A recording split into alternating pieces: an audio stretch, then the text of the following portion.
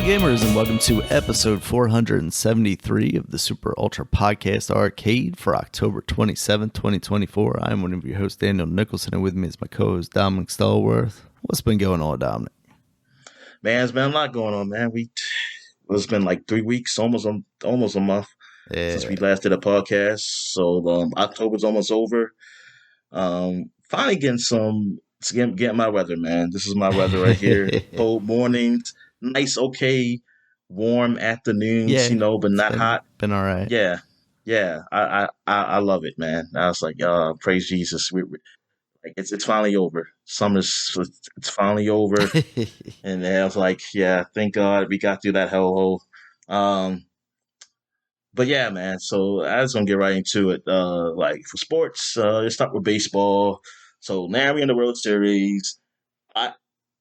I don't know. Did the Orioles already lost the last time we talked? I don't think they had. Yeah, I don't know. Well, so they technically lost. We aren't in the World Series, unfortunately. yeah, and it's the World Series. I said I didn't want that happened, and because the Padres they blew it. They had to win one more game, and they couldn't do it, and it pissed me off.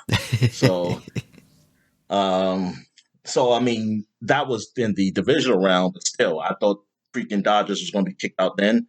I thought the Yankees were going to get kicked out by at least the Guardians, and the Guardians, man, they didn't show up for that series. Yeah. And it's New York versus LA. This is what like baseball wants.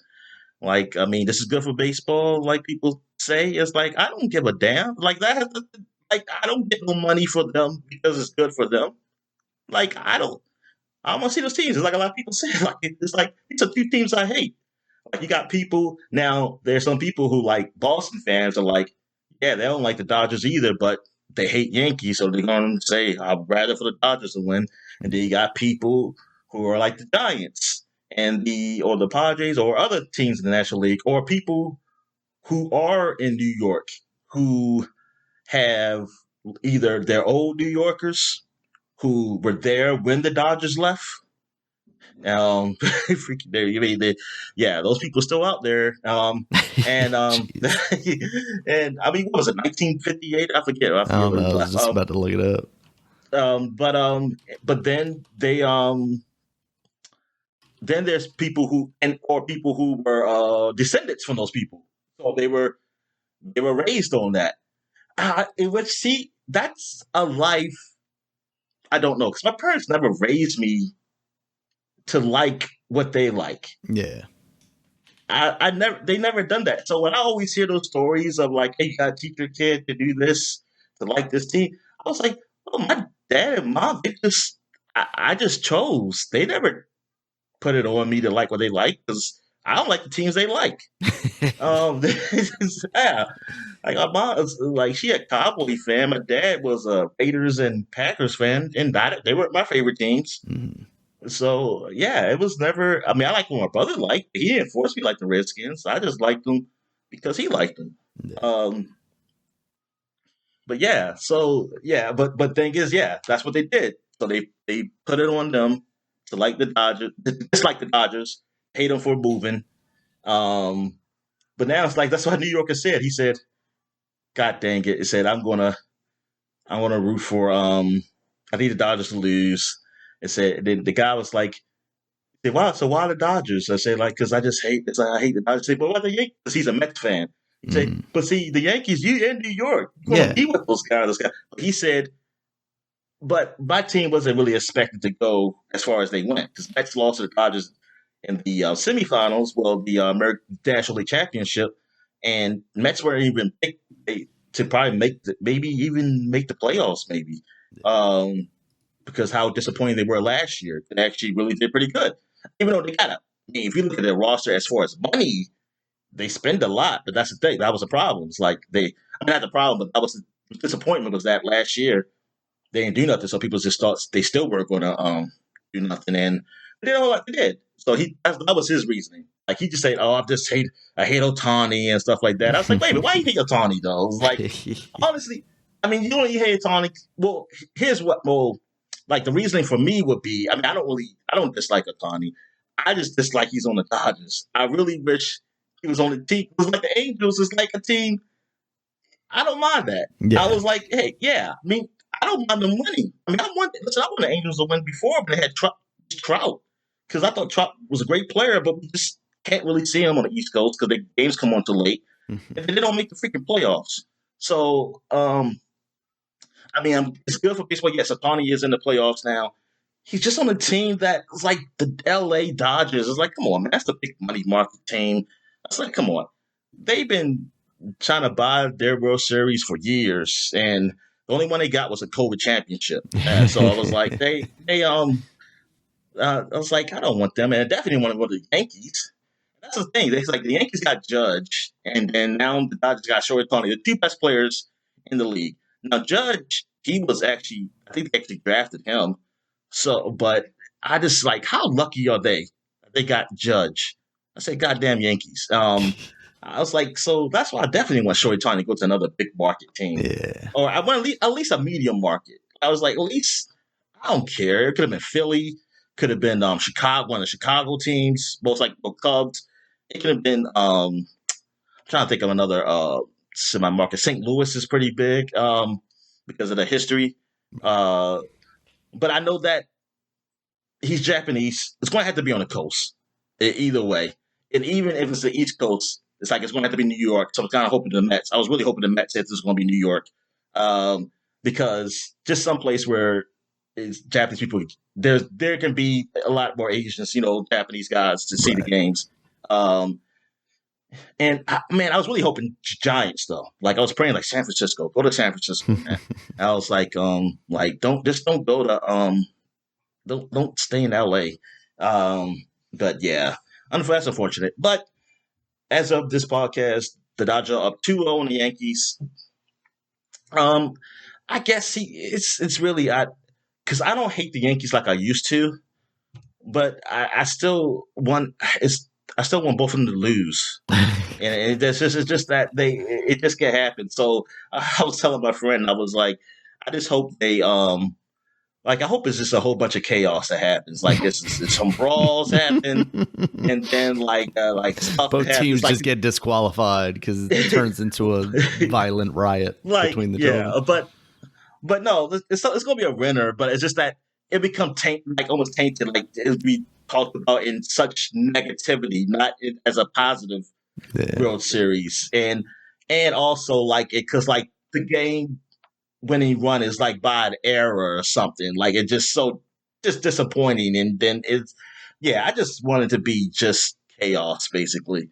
But so far it hasn't happened. There's been the only chaos is what happens that Shohei Ohtani has gotten hurt with some shoulder injury which doesn't really sound good. I don't know. It looks like he might be out the rest of the playoffs. I mean, I can't imagine if the shoulders is really injured like that. I mean, it didn't sound like it was just a sore, but we'll see. We'll see what happens. But yeah, I can't imagine him playing at least the next game. But I mean, that's one guy that doesn't mean like they still can win. I mean, baseball is different. They say like he's like the top. Well, he is a pitcher, but he wasn't pitching this year, and he's not the top pitcher. So they're still okay. Like they're still okay. But yeah, we'll see. So that's baseball. What else we have here? I get to basketball real quick. I mean, I'm not really watching basketball. So I didn't see none of the LeBron James Sunset. Come on. I have no idea what happened in that game. So I just don't know. The Wizards, I know they're starting a bunch of rookies and stuff, so that's good. That's how you're supposed to think. So yeah, that's yeah. So that's all right. I mean, from what I've seen on Twitter is that they've been making some good moves as far as like making players having contracts for players that are tradable. That's like so it's not awful contracts. Like if you want to trade somebody's like I ain't paying this money for this guy, so I don't want him.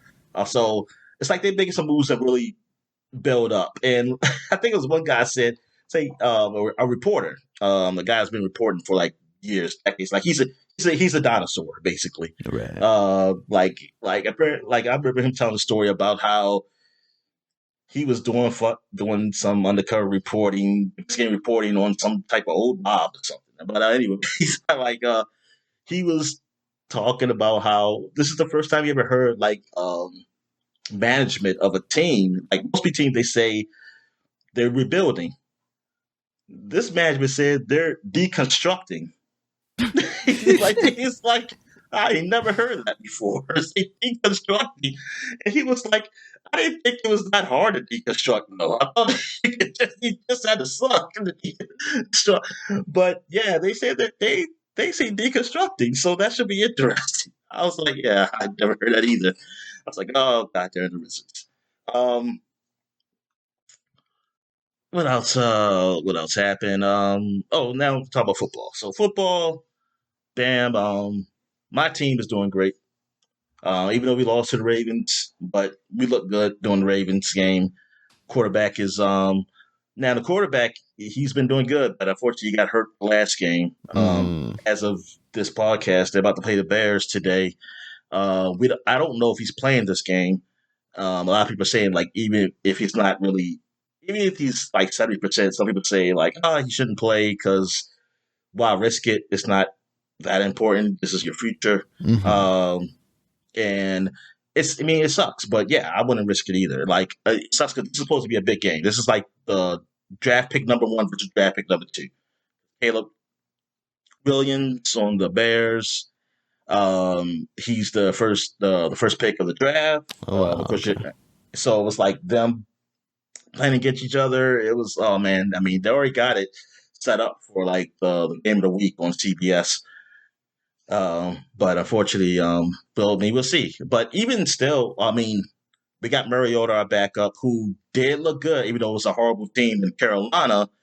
The offense was still good. They scored 40. They put up 40 points. So it was like Mariota, first he was coming in and he didn't look all right. But that was understandable because it's like, well, he's just coming in and he has to just get warmed up. And then after that first like drive, I mean, after the first drive where they went the ball, he came back and he was rolling. And look, I was gonna say this: are the armchair quarterbacks, in the world? Like if you look on Twitter, like I was gonna say this, like a lot of people on Twitter are the most impatient sons of bitches ever. Like they was just saying like, oh, this sucks. Why did we get Mariota? And they were just so down on this. Yeah. He's just got in the game, and they were just like, well, he threw a pass or something. It didn't. He was off on the receiver or something. It's like, oh, this is hard. It's like he is just so horrible. This is so bad. And I'm just like, dude, it's just one drive. It's like, what the hell? Can we wait a second? And then after that, he started going. He said, oh, God. I said, oh, look at this. This is surprising. He said, wow. I said, like, I'm surprised. And that's somebody even posted, like, y'all people are so impatient. It's like, what is wrong with y'all? Somebody said, like, somebody said, no, but he was horrible before. I said, so what? I was like, he's a back. First of all, he's backup. So what the hell did you expect? And then, second of all, like, dude, like, can you wait a second? Like, nobody comes in and just start balling. Like, that rarely happens. Like, see, he just came in like because Jalen got hurt. Like, I think the first drive, yeah, after he did a nice run. They went down for a touchdown, but he was injured. Like he was upset. But he said when he came, like after the locker room, he didn't have his patch still on, but he was smiling and stuff. So and then his mom had tweeted that he's fine.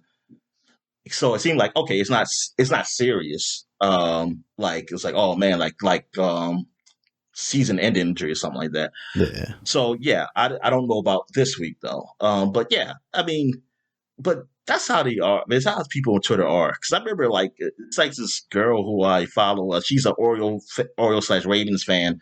I think it was doing the Ravens versus Washington, and how she was just so down on the Ravens because they didn't. I think they won the draws. Maybe I don't know if they punted. Maybe if they did punt, it must have been one time. I mean, they probably didn't punt it, but I know that I think they got a field goal. or something. I don't know. It just like I think they missed like a couple passes or something, or I don't know. It was something not big. It was like she was just so in pain. I was like, good God! It's like y'all can't just enjoy these games. Y'all make you get stressed out over these things. You can't do that. It's like you can't. The game's supposed to be something you enjoy. You know, it's like you're not supposed to be stressing out over it, man. And I know people say that's just fandom, and I said, yeah, and it's a freaking disease. I mean, it's and it's a freaking disease, man.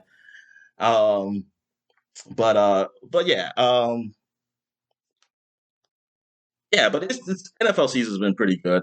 Patrick Mahomes is still undefeated, the Kansas City Chiefs, and it's just like, wow, this team just wins, and they don't look that great, but they're winning. It's like, oh, this is the Patriots all over again. It's basically, it's like they just win. Um, the Vikings, who were undefeated, they have lost 2 games since we talked last. So yeah, it's been a pretty good season. But the Ravens, they look so much better. Like ever since those 2 weeks were bad, but after that, um, they have looked awesome. Like they look solely unstoppable. And like that's what it is. It's like I'm just waiting for the playoffs for that team. It's like waiting for playoffs. Like they shouldn't have lost last year. They shouldn't have lost to Kansas City last year. This year, oh my God, there's no excuse. Like this is the year. This is when you should know if the Ravens don't take it, that either I don't know. I mean, I always think something's fixing the league, but I'm just saying that the Ravens don't take it. It's like you. I don't know. I don't know. It's like you. It's like it's whatever. It's like I don't know what to say. It's like this is the year to take it. There's nobody who's really dominant.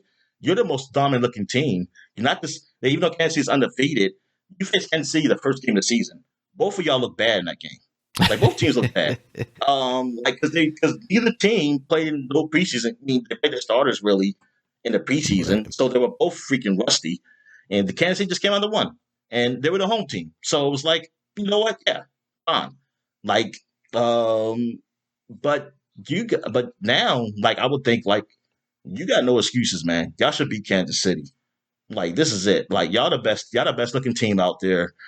I like, yes, the defense is questionable, but I don't know what defense is it. I mean, there's some good defenses out there, but I think you have a team that's good enough to win. Like your offense is great. I can cover for that. Like you can make excuses that hey the defense is not doing super great. Fine, but I've seen Kansas City. Like Kansas City defense is good now, but they won with a defense that looked like yours. They won with a defense that looked like yours.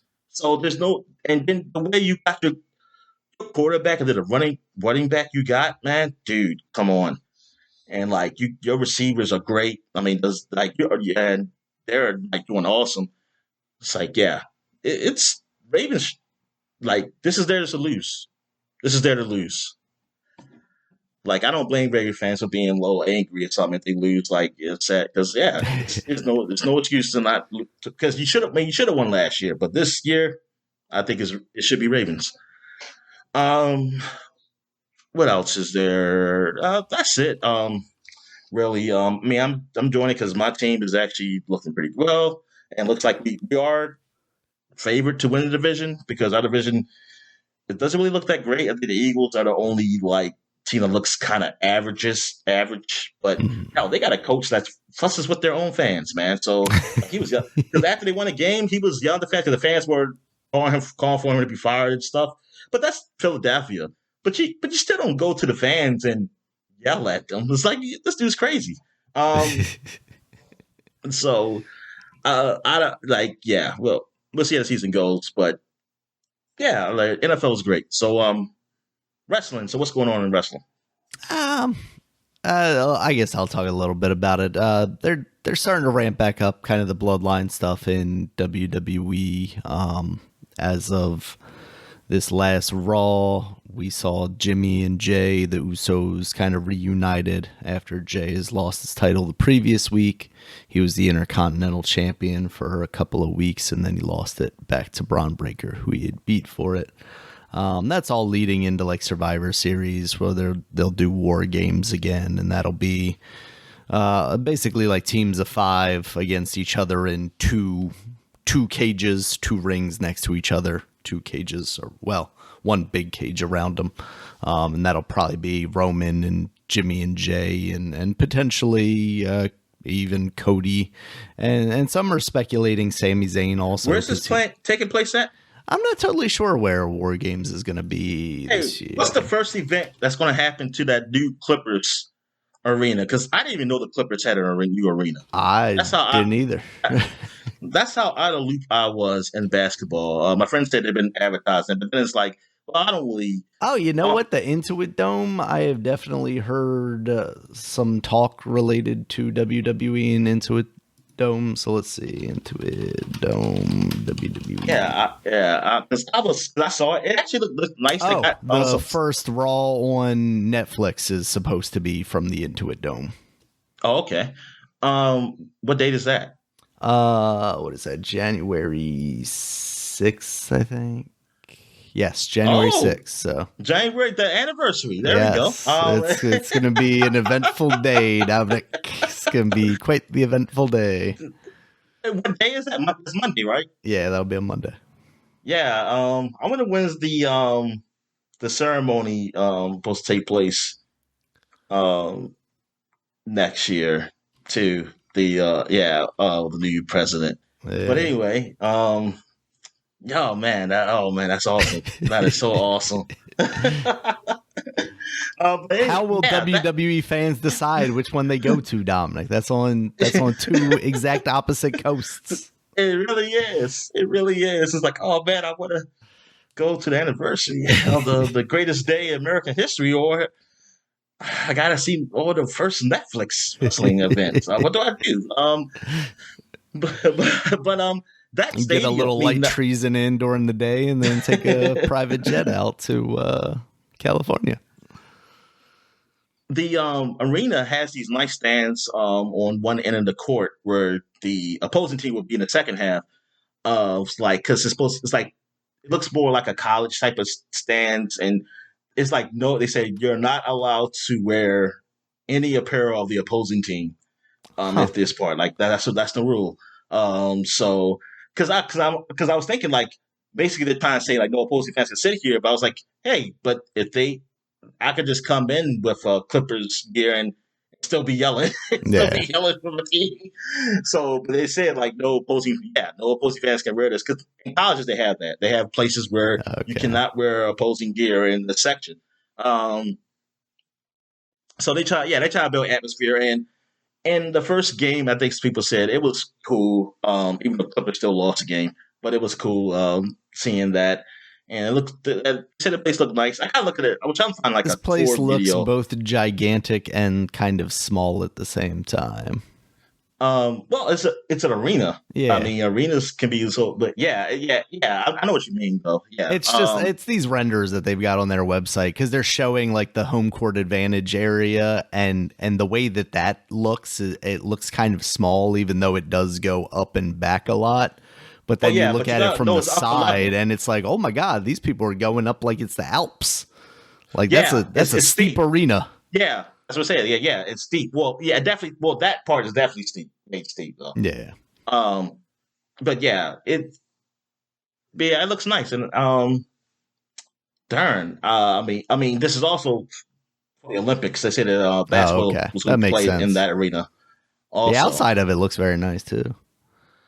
Yeah, they have a lot of stuff on the outside. A lot of art they have out there for the community. I was like, yeah, I guess it's nice. I mean, but I can imagine how much that shit costs. The city costs the city, and I was like, yep. But they're helping the homeless though, right? I was gonna say I can't wait until the entirety of the outside of this is covered in cardboard boxes because people can't afford to live anywhere. All right, so what else? What else is happening in wrestling? That's it. In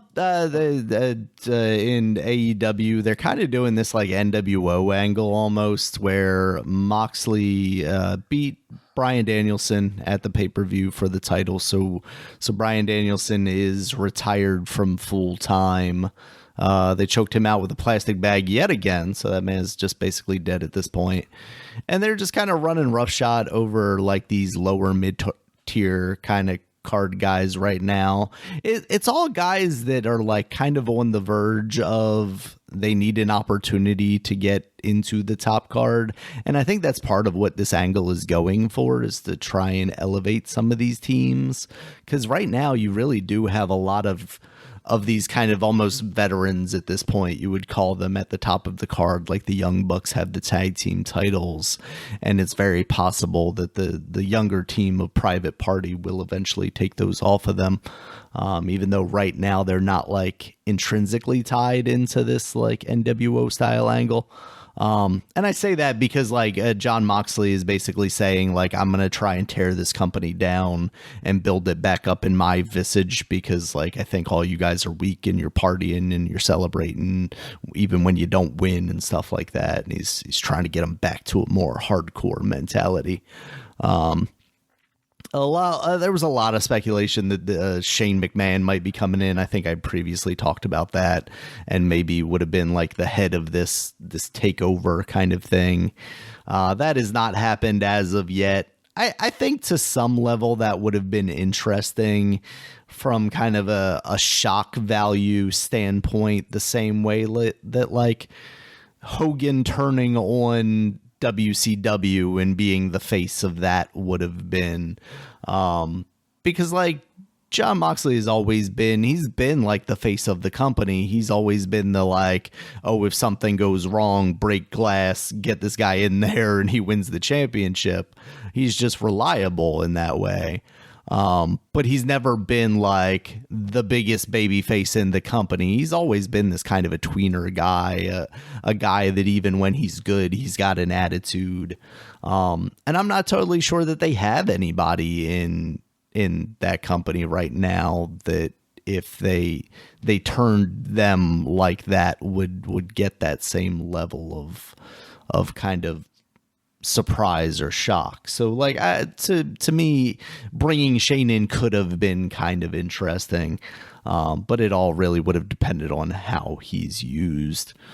So that they're leading up to a pay-per-view. I can't remember which one's next, to be honest with you, but they're also building like Darby Allin up as almost like the Sting to beat the guy in the NWO, once he comes back, because right now they've kind of written him off, saying, oh, he's disappeared since everything that happened at what was it, Full Gear, I guess. Then NXT has a pay-per-view today as of recording this, on the 27th. It's going to be Halloween Havoc. That should be fun. NXT's been putting on some enjoyable shows lately. Not something I really find myself, compelled to try and watch every week or even like seek out clips of. But for the most part, there's some pretty good stuff on there, and especially on like the pay-per-views when it's just, match. So, yeah, that's wrestling. All right. So I guess we'll get to what we've been watching. So have you watched The Penguin? Have you caught up? I'm about halfway through episode 3, I think it is, the one with the flashback for the sister. So Sophia? Yeah, okay. Sophia. Oh. Well, yeah, I mean, I watched the latest one that has happened. How many episodes is it supposed to be? I think it's on the higher side. I think it's like 9 or 10. Oh, okay. All right, good. I've been enjoying it. I like the Sophia flashback. So far it's been fantastic. Yeah. And getting to know the young man in the previous episode too, getting to know his story a little more, I think was interesting as well. Oh yeah. Yeah. Yes. His helper. And with Sophia, realizing that she wasn't the killer or something. Like she didn't kill anybody. And not until recently. I mean, that's what over. And so I was like, wow, that she was really burned by her father. Yeah. That's freaking. Yeah. I didn't see I didn't see that story going like that. I was just really thinking she was just a crazy woman. But I mean, she a little crazy now. I mean, a little more like murdery now. She's But compelled now, Dominic. or homicidal. Well, she's homicidal. She's homicidal now. Man, I mean, I don't blame her. I mean, I don't blame her, but then But anyway, her character I really like. The Penguin. I mean, the overall show has been pretty good, and the direction they're going with this. Yeah, I just want to see like where does it go from here, like because the Penguin gets out of this. So what? I mean, he comes out on top of me. So like what else happens like to these other characters? So that what the Penguin gets on top. Well, I assume. I mean, 'cause this ain't totally this ain't totally based on the comics, of course, but Yeah. I assume the Penguin's on top by the end. They're gonna kill him, and then Sophie is gonna become the female penguin, like in the new cartoon.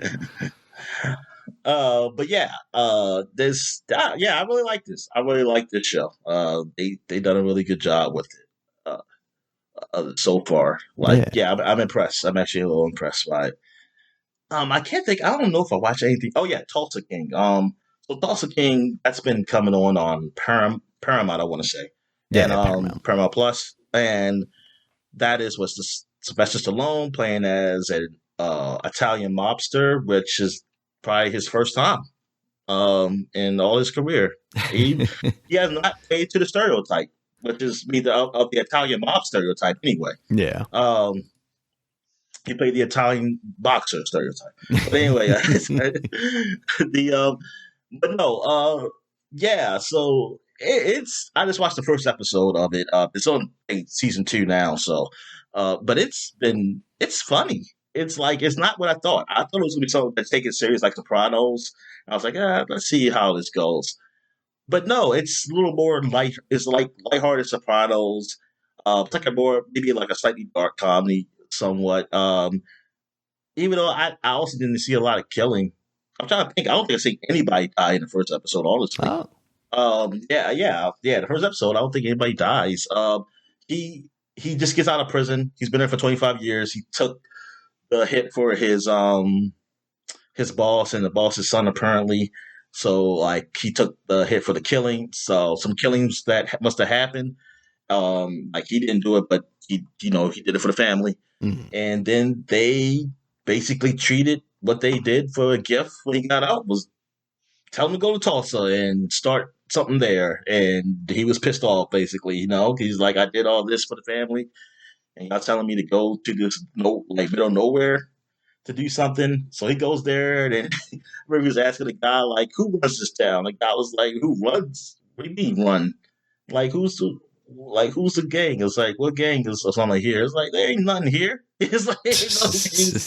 It's in the middle of nowhere.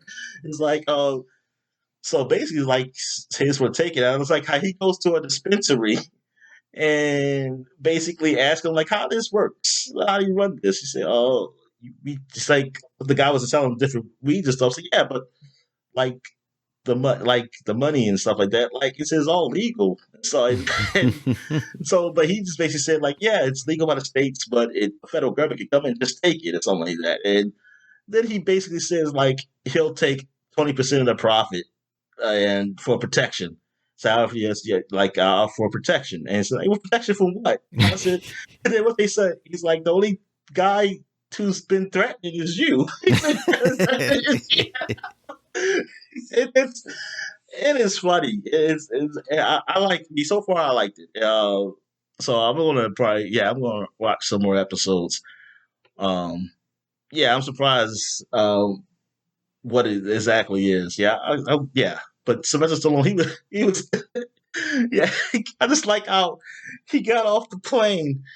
Like when he first got off the plane, like they got this music going on and stuff like that. Him walking out, looking all cool and stuff. And they just like I guess a big cricket or something or grasshopper got on. He's like, what the fuck is that? Like he was like, what the fuck? And then like it was just like this one of those missionary ladies or something. People were talking about God and stuff. She came by and said, "Oh, don't worry, that's just a grasshopper." She's like, "A grasshopper? It's about the size of my cock or something." And she just, I think she sprayed them. He sprayed him. He's like, what the heck you spraying with? He said, the guy was like, oh, don't worry. It's just the guy was telling us, don't worry. She just sprayed you with holy water. He said, like, No this wonder is it burns. He's like, you gotta be careful. There's a Bible belt, something like that. It's like, yeah.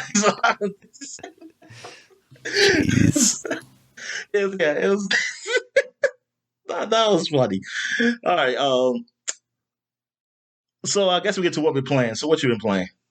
Just more Zelda mostly. I need to get back into Astrobot now that they have those speedrunning levels in there, or the additional levels, which are also speedrunning levels. As it turns out, those are releasing like one each week, so I probably actually won't. Well, no, I plan on playing some today if I can. But Zelda mostly is what I've been playing. Echoes of Wisdom, that is the one where you play as Zelda doing all the magical stuff. I've gotten past the initial, this is a Zelda game, you do the initial thing where it's like, here are these dungeons, you go to them, and then you beat those, and then you get more dungeons. So now I'm at the more dungeons part. I'm still having a good time with this game. There is stuff that I'm not liking, though. I'm finding myself having to do stealth stuff more often than I like, and that's what I'm doing right now in kind of the marshlands area. I get locked up by Deku scrubs, and they take away all my stuff, and then I have to sneak past them. And like, this just is not the game for that. I don't want to do that. They don't give me the resources really to make it creative. Like, I'm just jumping in a pot and moving when they have their back turned, and then stopping when they don't. And that's kind of the extent of it. At least when I've got like my magical powers, I can kind of like go up over top of them, or, you know, create stuff like that. But right now I'm stripped down, so I can't do that stuff, and it's just far less interesting. There are definitely like more traditional dungeons in this game than we've seen in like the last few mainline Zelda games, but they're really split up into these kind of like sections almost, where when you go into a new area, they have these rifts, which are the problem that everybody's dealing with in the overworld. And you'll go into like 2 or 3 of them, and they're like kind of mini puzzle solving areas, mostly kind of platforming and using your magic to traverse the environments. Usually pretty small, trying to find 5 of the little guy that's following you around tries friends who help repair the rifts. And then once you've repaired those smaller rifts, you can get into the big rift, and that's where you find yourself in the dungeon, and you find yourself facing a big boss and stuff like that. And it works, but the problem is, like, because it's broken up more that way, the dungeons themselves really feel like kind of compact and short. So there's not like this substantial dungeon that you would get out of a more traditional 2D style Zelda. Yeah, I think it's a really clever game, and it's a nice kind of subversion on the normal Zelda kind of formula. I actually think some of the like writing and dialogue in it is more interesting than in a lot of those games too. Like, it feels a little more fleshed out, like they're actually trying to give you story here. They're still doing, you know, funny puns and stuff like that, but for the most part, I think it's a little more evolved than some of the normal Zelda stuff. But yeah, there are some enemies or some echoes that I'm finding that allow me to do like a more direct style combat.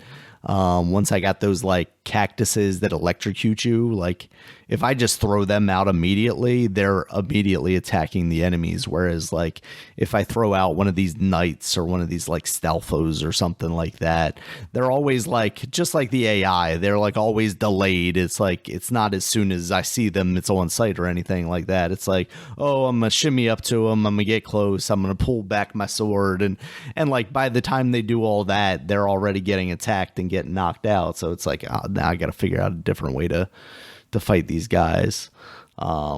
one of the dungeons I was dealing with was like a lava one, and I don't know if I'm just like not using, or maybe I didn't find the right echo to traverse around easier, or if I'm just not using the resources that I have to the fullest extent. It just felt like I was very much like MacGyvering things together to get around there, and I wasn't even necessarily supposed to be able to get through that the way I was doing it, which maybe that's part of like the fun of it, but for me it just felt like I'm like doing some janky stuff, and this was not the way this game intended me to play it. But yeah, overall I'm positive on this game still. I'm really liking it. I'm feel like I'm getting relatively close to the end. I feel like I gotta be, I don't know, maybe about 3/5 of the way through the game or so. So I hope to be finishing this up soon, because there's definitely other stuff I need to go back and revisit, especially as we get closer and closer to kind of the game of the year, end of the year discussions. You know, I would like to get some of this stuff more in. So yeah. So what have you been playing, Dominic? All right.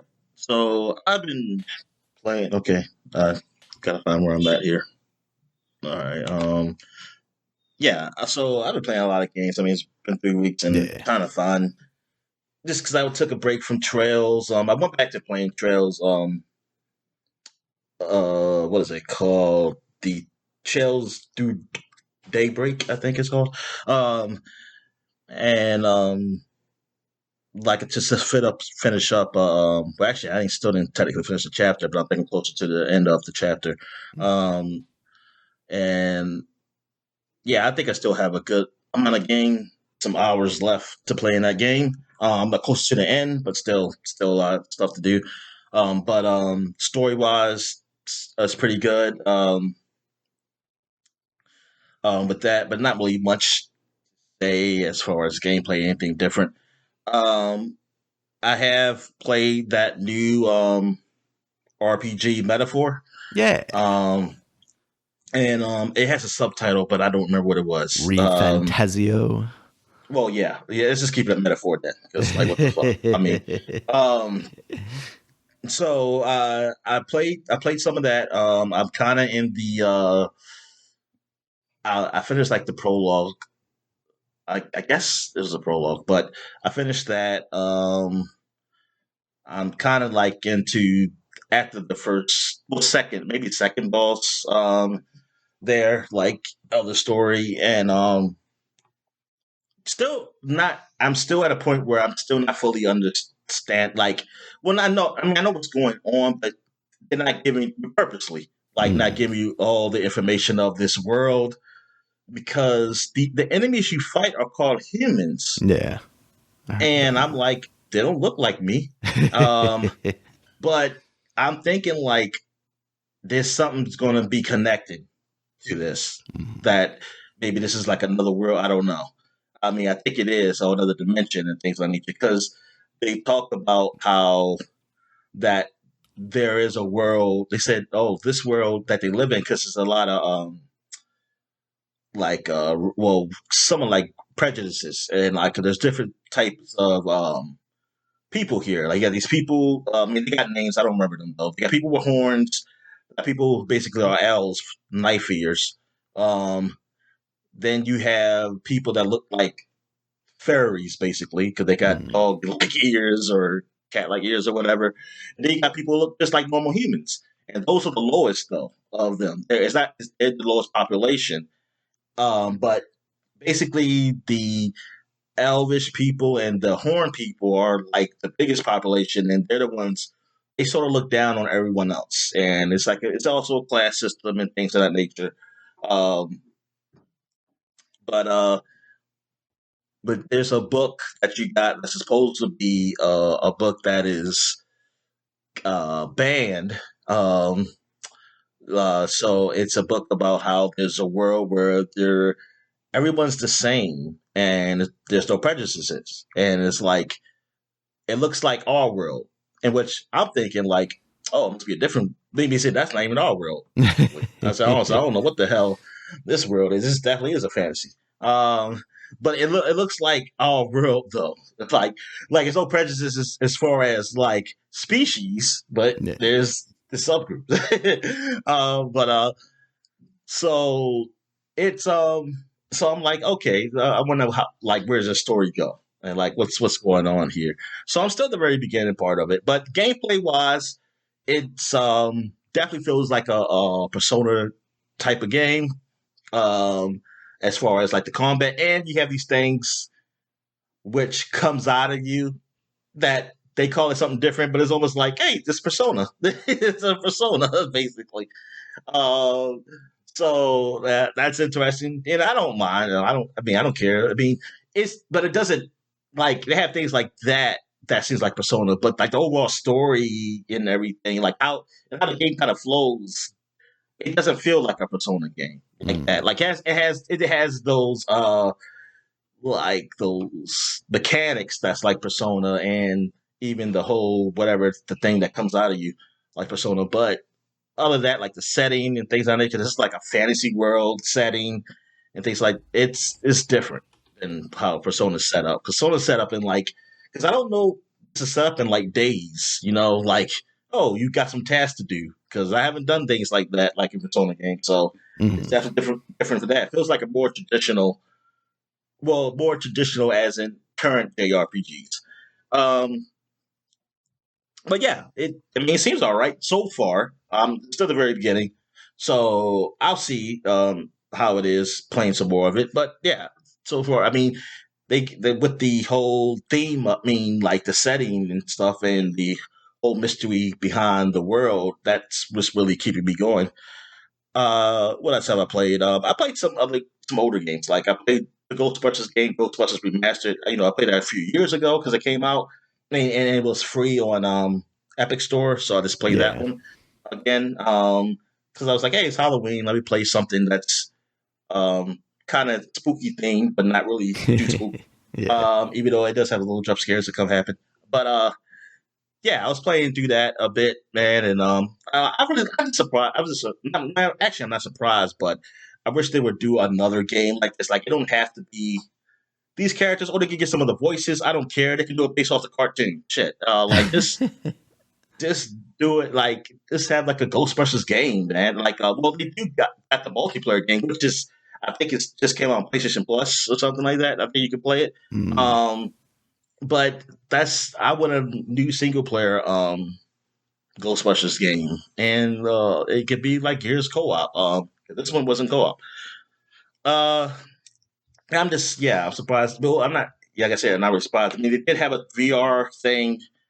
They did, and well, actually, did they come up with the latest VR game? I know they did one for the movie, but there was another one that's supposed to be done, and I don't remember hearing about it again. Yeah, I don't remember. Okay. Because they kind of announced that in the multiplayer one, almost like around months. I think months within each other. Yeah. And the multiplayer one came out. Like I was thinking that was the VR one, but I was like, Yeah, oh, because this one's tied to this one, Ghostbusters: Rise of the Ghost Lord. But maybe it's just Frozen Empire, like DLC or something. oh, okay. Um, but yeah. So what else have I played? I played some Ratchet and Clank. The latest one, Rift Apart, and yeah, I've been going through that, and I've been having fun. What I don't like is that it's no really true fast travel. Like there are parts where you can warp to a certain point, like from the beginning of the map, but it was like I was in a point of the map when I was doing all this, like collecting some side quest stuff, and I was like, oh, I gotta go all over here to get to my ship, and I was like, I hit the start button. I was just thinking, like, can I just click on the ship and just go? And you can't. And I meant to be like a while to figure out how to get back there, because I was kind of like in the middle of this swamp thing, and like when I die, I just respawn to the closest platform, and I was like, and then it didn't respawn me at the beginning of the stage. I was like, and I mean, I got there, I did get there, but I was like, come on, man, you could have made it so I could just spawn easily over there. Like, come on, you gotta. I don't want to have to walk through the freaking map or to Yeah. find a teleport pad or something. Um, but yeah, I've been playing quite. I played a lot. I played quite a bit of that, and I was just doing. I mostly did some side quests, like some like collecting some stuff and Mm. everything. Like the dialogue, it's all right. Um, but now I'm seeing a theme of Insomniac. Like I don't know, it just seems like the the stuff in the older games. Like I wouldn't say like was the dialogue great, but it didn't feel so nice. Like Yeah. this is just feels a little just too wholesome. And for a game, y'all be I get. I mean, you know what? And I guess I should know. I mean, for Spider Man, I definitely see it, but I just thought that was just Spider Man. Yeah. But like I for y'all had titles that supposed to be like you know like play on words. I was like, what the hell? But with a part, I guess I don't know. Yeah. I don't know what's that supposed to be. I've That heard that it's supposed to be like ripped a fart, but like that would have never came to mind if I hadn't heard somebody say that. yeah, I wouldn't. That's And that's definitely clearly not as like as innuendo as like going commando. yes, exactly. Thank you. That was what I was thinking of. Or up the arsenal. Or up your arse, exactly. Yeah. Um. Then so yeah. So it's like yeah. It's like I'm talking to these things doing it, and they just seem to. I said, come on, man. I was like this. I mean, it's good for like I guess very young kids or something to play. Like, it's real nice. But I mean, as I'm saying, I'm not too mad too either. I was like, well, you know what? How many great games do kids have to play? You know, like there's not a lot of great games that they can play. I mean, there's good games that's wholesome and stuff, but it's not even great. And I guess this is one of those great games. There, but still, I'm just thinking like, man, like Jack and Dexter and I was like, maybe the first Jack and Dexter felt more wholesome than the first Ratchet and Clank. Um, yeah, it's like it just feels different. Yeah, it definitely the mood it definitely feels different, but it's funny. It's funny in parts though, and everything. Um, but I was thinking about like the game of the year that year where we because I remember I think you had this at number one that year. Did you Yeah. have this at number one I, or number two? I think so. Uh, Might have been number but one. I would have had it. I was trying. I got to look back at my list. That's what I was thinking. Because I was like, after playing a lot of this, I was like, you know what, this game was pretty good. Like this is a really good game. I think I know I had it on the list. I just don't remember where I had it. Mm. I also played some Inscription, which is like it's a card based game, but with like a story and it's a roguelike um, type of card based game Mm. where you are almost like those role playing tabletop games, but like I mean it's just different because like you are like traveling, like you're supposed to be imagine that you're traveling through stuff, but using these cards and you're playing against some type of monster or demon, I don't know, but like yeah, you're trying to get out wherever you are. I just played very little of it until I like lost my first match against him, which like is which is okay because that's kind of part of the story. Like you do that, and then because it Yeah. tells you like, oh, you can come back and play, and now and then like, what do you keep when you die or whatever? Things of that nature. Like I played this game a while ago. Now that's probably like 3 weeks ago, so I don't remember everything about it, but um, I definitely see the appeal of it. Like I see because I mean I heard about it, but I didn't really, never really pay attention to it. Mm. But since it's on the Xbox Game Pass now, I tried it out and yeah, it was all right. And I was like, yeah, I actually like it. Like I'm trying to think how the game was played. it's like you can put certain cards down, but then if you want to put another card down, you have to sacrifice the more powerful card. You're gonna have to sacrifice cards you have. Yeah. And sometimes those cards interact with you. It's like, oh no, why'd you sacrifice me? Or something like that. Yeah. It's pretty good. It's no voice acting. Everything just is red, but it is atmospheric. Oh yeah. And stuff like it's pretty spooky. It's creepy. But it's but it's good. Like it's a good game. For even the small amount I played, I can see like, oh, this is pretty fun. What else have I played? I played some Ghost of Tsushima. So I played that for the first time, and so far it's all right. It definitely feels like a Assassin's Creed vein. Somewhat well, except for you don't have to go on towers and to open the map. Now I'm disappointed.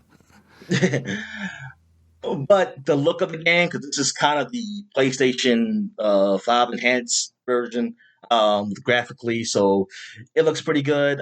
Even though I'm playing through streaming, so I don't see the best look, but I can definitely tell, like, just like, by the motion and everything. It definitely runs performance-wise. It runs really well. Because I don't believe it was 60 frames per second originally on PS4. But the whole swaying of like the whole swaying of the grass, and flowers and things of that nature. And the way that they have it so you can go to a point on your map, like you can make it like you look at the wind blowing to see like, oh, this is where you're supposed to go. I was like, oh yeah, that's pretty cool. I didn't really get super far in it. I'm still really at the beginning portion, but I've done some side quests. And the battle system, it's not a button smasher like action. Like you could just go like swinging your sword. Right. You're not supposed to do that. I do that anyway. And yes, I have died. I was going to say, how's that working out for you? Yeah, but I'll do it again until I win. Because I am impatient. Because I'll be waiting for them to attack me. I was like, every time if I can counter, it's like, oh, you take it too long, and then that's when they attack me. I was like, come on, man. It's like, so I just basically just brute force that crap until I get some hits in, and then I'll get it, and I say, oh, I'm low on health, but eventually I'll die and get full health again. Because it's not like it's not a game where you're like, oh, you start over again. You just go to a checkpoint, or like whatever. That is, yeah. So, but if you do the battle system right, though, like it's all right. Like they have like a counter system, and of course you can upgrade and do more. You have this like you hit one of the arrow buttons to heal. When you get down in health, you gotta. I just finally got the bow and arrow, so I can shoot guys. So that was pretty cool. Like I was doing that stealthily with some people. Yeah, then they also have like when you see a bunch of enemies, you can do I forgot what they call it. Duel, like not duel, but it's something like a duel mode. Like you just stand with your sword, and then like whoever goes, like then you attack each other, and you gotta slice them first, and and then you fight the other enemies like normally. But yeah, it's all right so far. Gameplay wise, it's all right. It looks good, yeah. I kind of wish I don't know if it can run on my PC. Maybe it can. Because like I said, God of War did, but I don't know how much they do. Because like I wish in these PC games you could download assets that you're not going to use. Like I say, hey, I don't care about the 4K textures. I'm not going to be doing using 4K. I can't do that.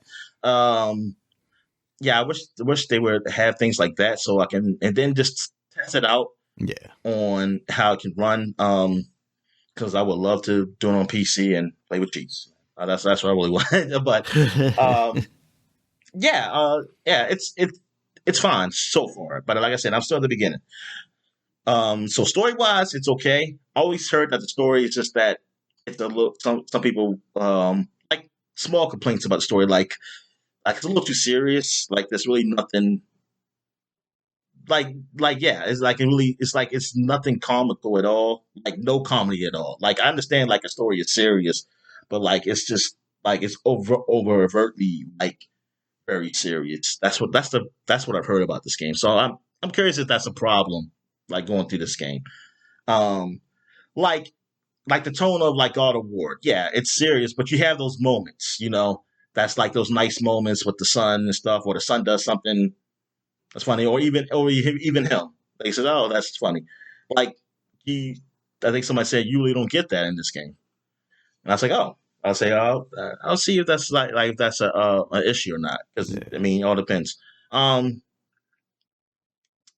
else have I played? I played. I didn't write the whole title because I don't remember because it was freaking. It's one of those titles where it don't make. I mean, it makes sense if you play through the game. The Master Detective Raincoat something that came out on the Switch, and now it's on PC. It just came out on PC now. It's the guys who did Danganronpa. Okay, yeah, Master Detective Archives Raincoat. Yeah, yeah, because it's like a long ass title. It's like I guess they're making a franchise out of this, maybe. Yeah. Yeah. So it is. I mean, art wise, it's definitely the guys who did Danganronpa did this. Like it's inspired by that definitely art style. If it's not the same animator. But the game is that you play as this master detective. You make over amnesia, unfortunately. So you learn that you are one, but you don't know why you woke up with amnesia. You get on this train, then people die, and then you're trying to figure out who the killer is, and it goes from there. Because like you have different cases that happen. You're going to the city that's basically secluded from the rest of society, like it's run by this evil organization or something, and this company, and they have their own government and things of that nature. So they sent you over there because there's a lot of unsolved mysteries over there, and also to find out what this organization is doing. Apparently, it always rains there. I guess that's the rain code. Something has to do with it. Got to read between the drops. And they don't know why it started. They say it started like 3 years ago from the time you're there. Jeez. And like they said, yeah, there's always rains here. We don't know why. So you're trying to, and right now I just got to another case. I just started that someone was killed, so I have to do some investigating. Like, and you get points for every clue you find because you're not. So apparently there are chances you can miss some clues. And then you do this. Then you go in this crazy world where you do like this is how you get the culprit, and when you get the culprit, you get them to like admit that they did it, almost like Persona 5 kind of thing, but they die. Oh, yeah, because they say it because you stop because like you fight it basically almost like you killed their true self or something, and they die. I say, God darn. Oh, say darn, Persona didn't even go that far.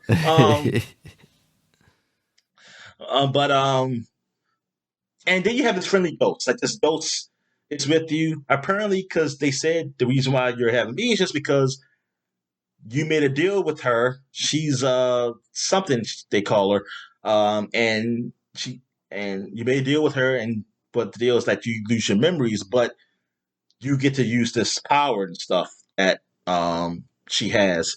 And thing is when you go into the world, like it looks like it's like a pink, like a little ghost, pink, goofy looking ghost. To me. I don't like it. But then when you go to but then you go to the other world, it turns to this freaking girl with big boobs, and it's like, that's who that. Okay, here's the anime stuff we were looking for. Yeah, there we go. And then of course you fall on her boobs and stuff, and blah blah blah. Because just the regular old anime tropes that you always see. Stupid, sexy, silly ghost. And she always flirts with you, and then the boy is all like, I'm not comfortable. It's like, yeah, is this how Japanese boys are? I said, okay. So many nosebleeds all the time. But yeah, so yeah, but overall, I mean, I do like the mechanics. I do like it. I like the tone of it, like how it's funny, but like that's how Danganronpa is funny, but it's dark comedy because there's be some serious crap that happens around. Um, yeah, I want to play. Yeah, I do want to play some more of this. But I was kind of playing this and Apollo just at the same time, and so I was like, hey, I think playing these two kind of Japanese theme, investigative type of games. Yeah, I played some more Apollo. I think I finished. Yeah, I finished off a case. So I think I did what the first case, which is always like the prologue case. Then I did the second one. I'm on the third one right now in that game.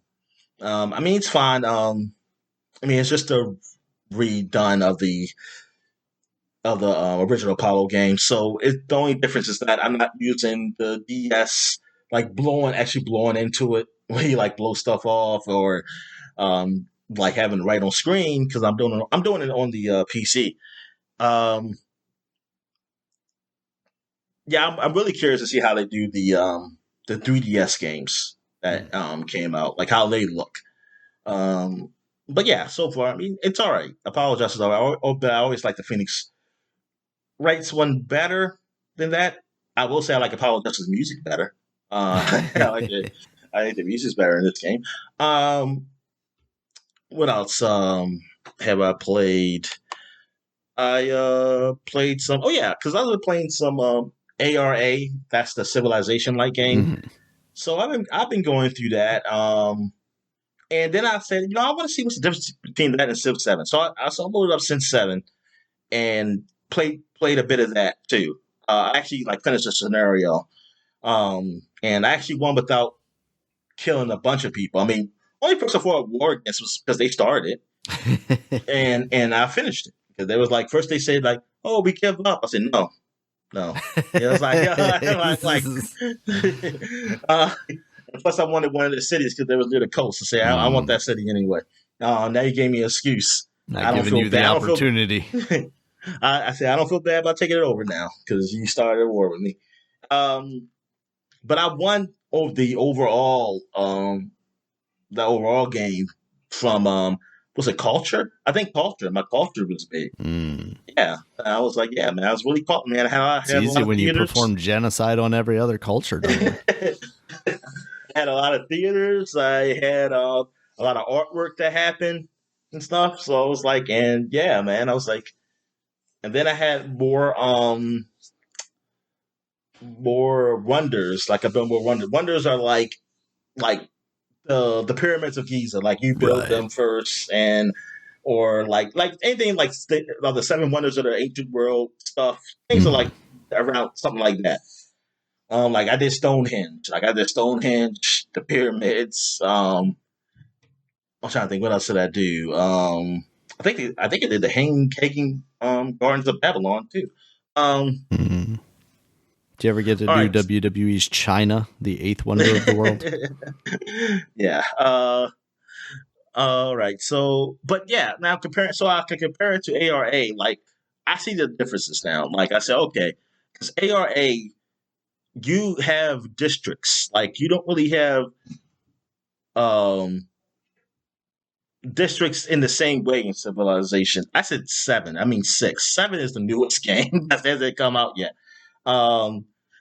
6 is the one that's out now. I put 7.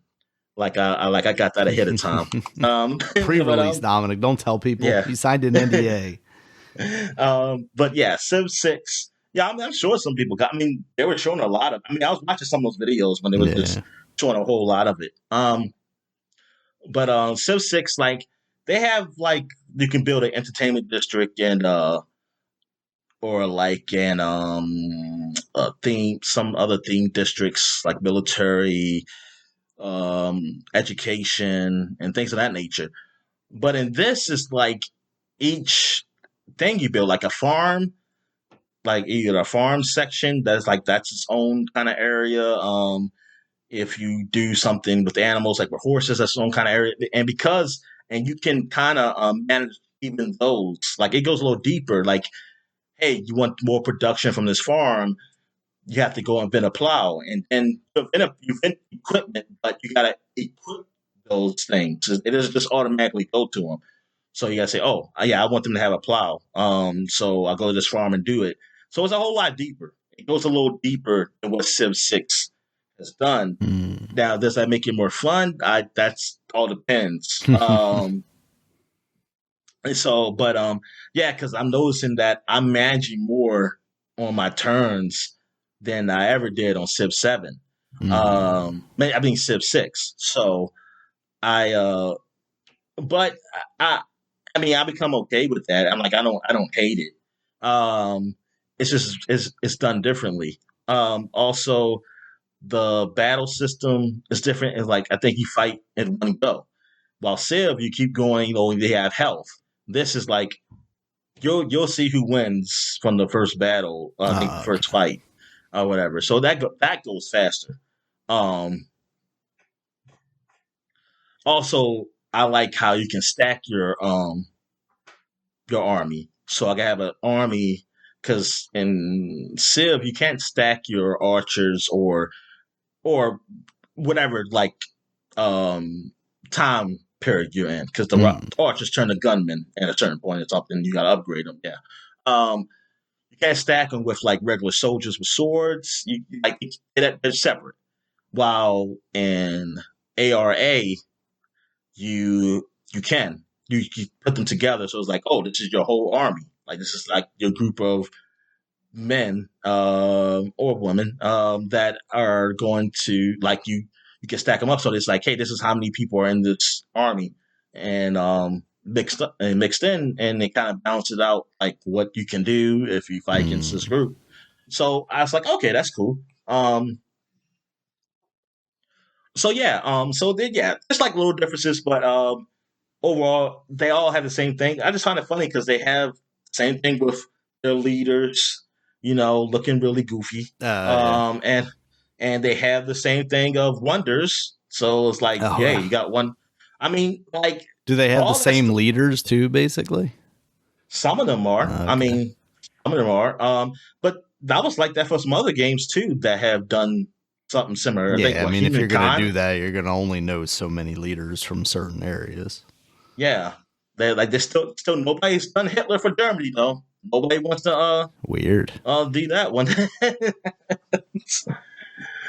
But I'm trying to think, and I don't think they've done Stalin. I want to say they have never done Stalin. I don't remember ever seeing Stalin. I always seen like I forget it's a woman. She was the queen. Anastasia. Yeah. Anastasia or Queen Russia. But yeah, it's like it was a queen, and then there was I forgot was the guy's name. There's another dude. But yeah, so yeah, those leaders they didn't do. I don't think they've done Obama or Trump. I guess Trump will be the guy. It's like, oh, we're not going to do him. But they'll do in all bumbling leaders, like worst leaders DLC. But yeah, it's also like see in the DLC because I haven't played another DLC on Civ 6 until now. So they had add things like governors and stuff like that where you can put in your specific cities. And I think in ARA, I think they do have that. I want to say, I forget.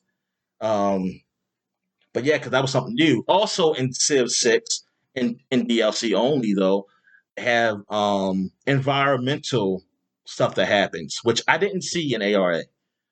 I don't. Yeah, I haven't experienced that at all.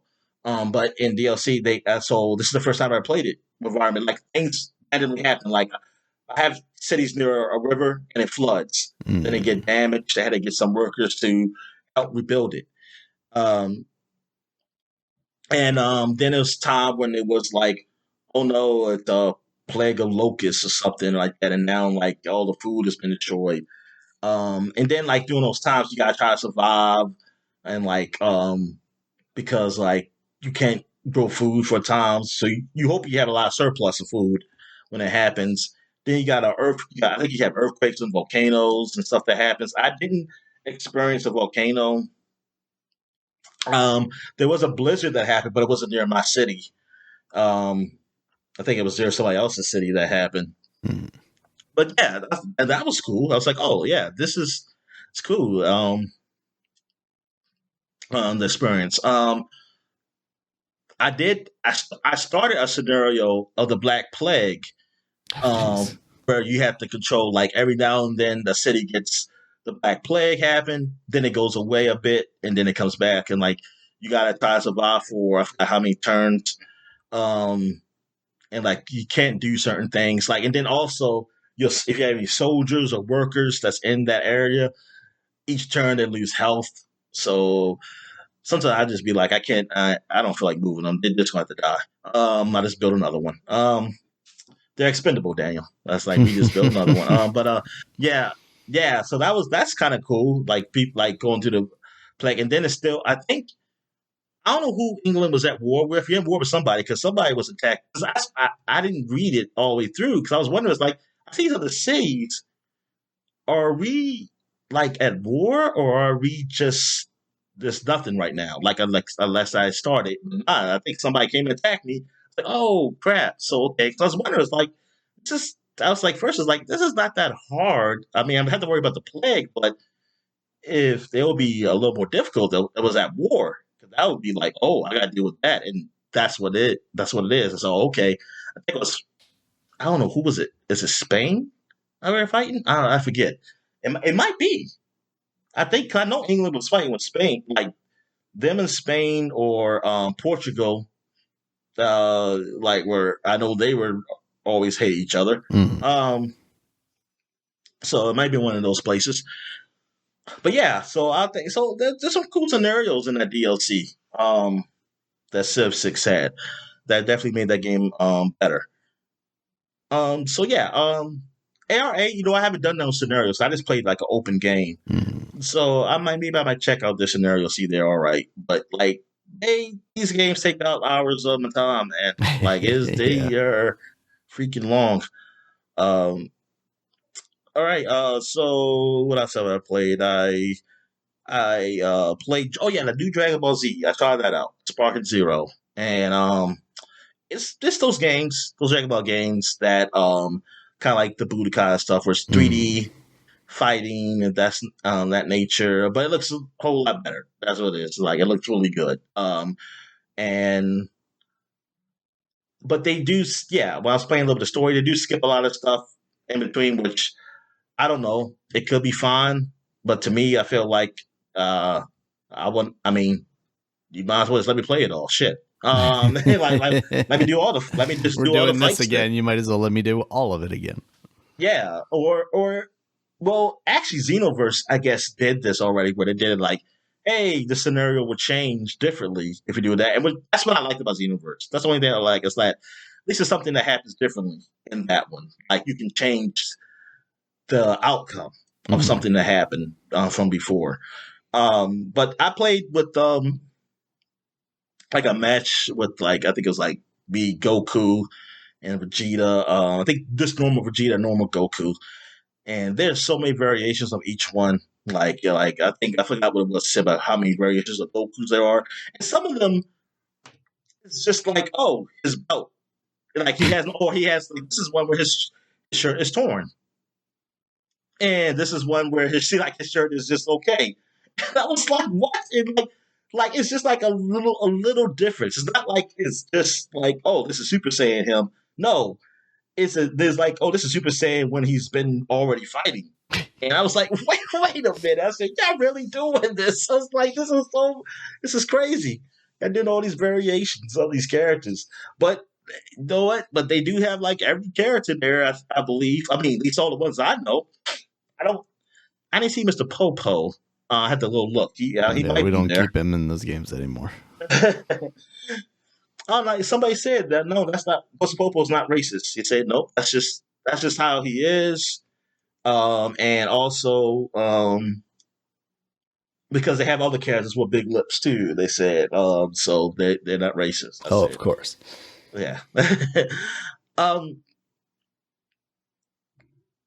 but yeah, I mean, I didn't play much of this. I just wanted to see how it was and how it looked. And yeah, it looks cool. It looks like the visual looks cool. But if you like these type of games, fine. Even though to me, I think like it's just a group. It's a group of people I look online like and stuff like they just like these type of games more than the Dragon Ball Z Fighters. And it said like, yeah, and me it is different games because people say like they're not the same. They're not really. There are different type of games, but I was just like, man, I just feel like that's just so superior. Like, who gives a shit about these games? But I guess they do because they made it. Honestly, if I looked up, I didn't realize like how long they've been doing it. Because the first one that really comes to mind is the first Budokai that came out on PlayStation 2 in America that was really advertised. But they've been making those games on PlayStation 1 in Japan and even Super Nintendo. Yeah. Like they did it in that kind of format. That makes it look like it's 3D or something, but it's not. And like people like those, and like, visually like just looking, I can see the appeal because that's like how the show is. Like yeah, they go fast, but it's just like controlling it. It's just so weird. And it's like I said I don't know, man. I said I'll take the 2D, or it has to be like how Spider-Man or Batman is or something. Like I'll take a game like something like that. Um, where it's not really a fighting game, but an action game and something where I can really control the camera and things. You can't really go, but yeah, you can't go against people because because it just doesn't make sense to me. But whatever. Um, and last but not least, because Call of Duty came out this weekend and on Game Yeah. Pass, Call of Duty 6. So I'll play a little bit of the campaign on that. Um, just up to the first point when you get to the first hub like zone where you're in your cabin and stuff. I guess that's where you do your planning. It's probably where you go to probably routine missions. Uh, so yeah, just playing that, man. I'm realizing that wow, I guess age. I finally seen like my age in the games because I am not getting to these guys fast enough to shoot Yeah. them. And this is just a campaign. I'm not even playing online against people or anything.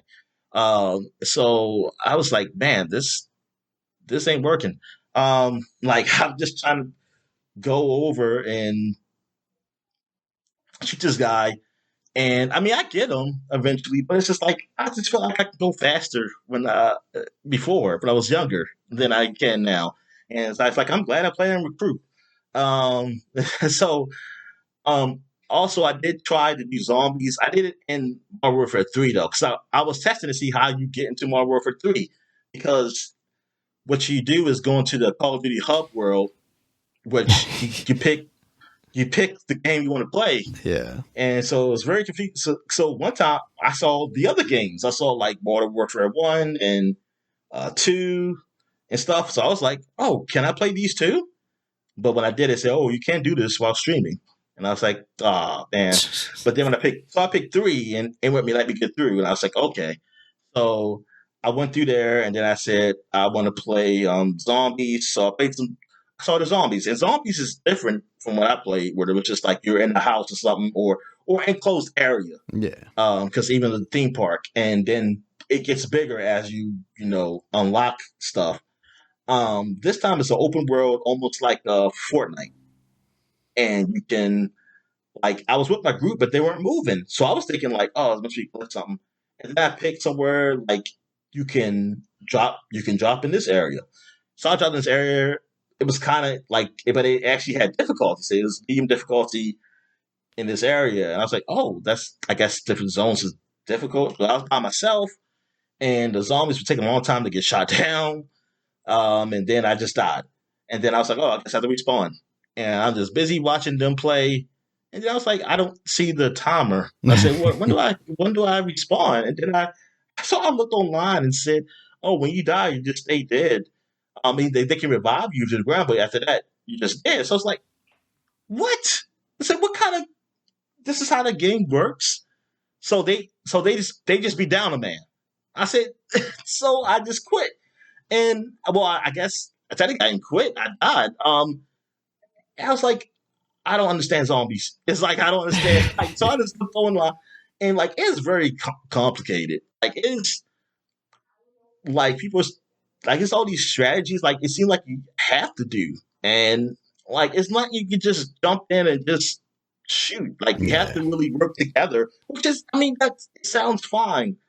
I just didn't expect it to be that. I mean, I was just like, is there a bow where I can shoot zombies? Like just shoot them and just like a horde bow. That's all I really wanted. Like ever since they did this, but they even make because I always thought it was complicated even then. Oh yeah.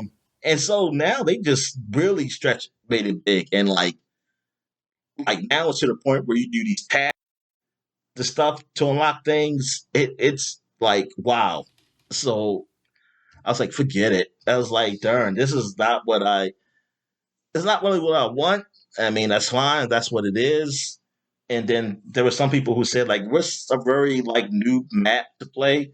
And the like, I was looking on Reddit, and some people were saying this map.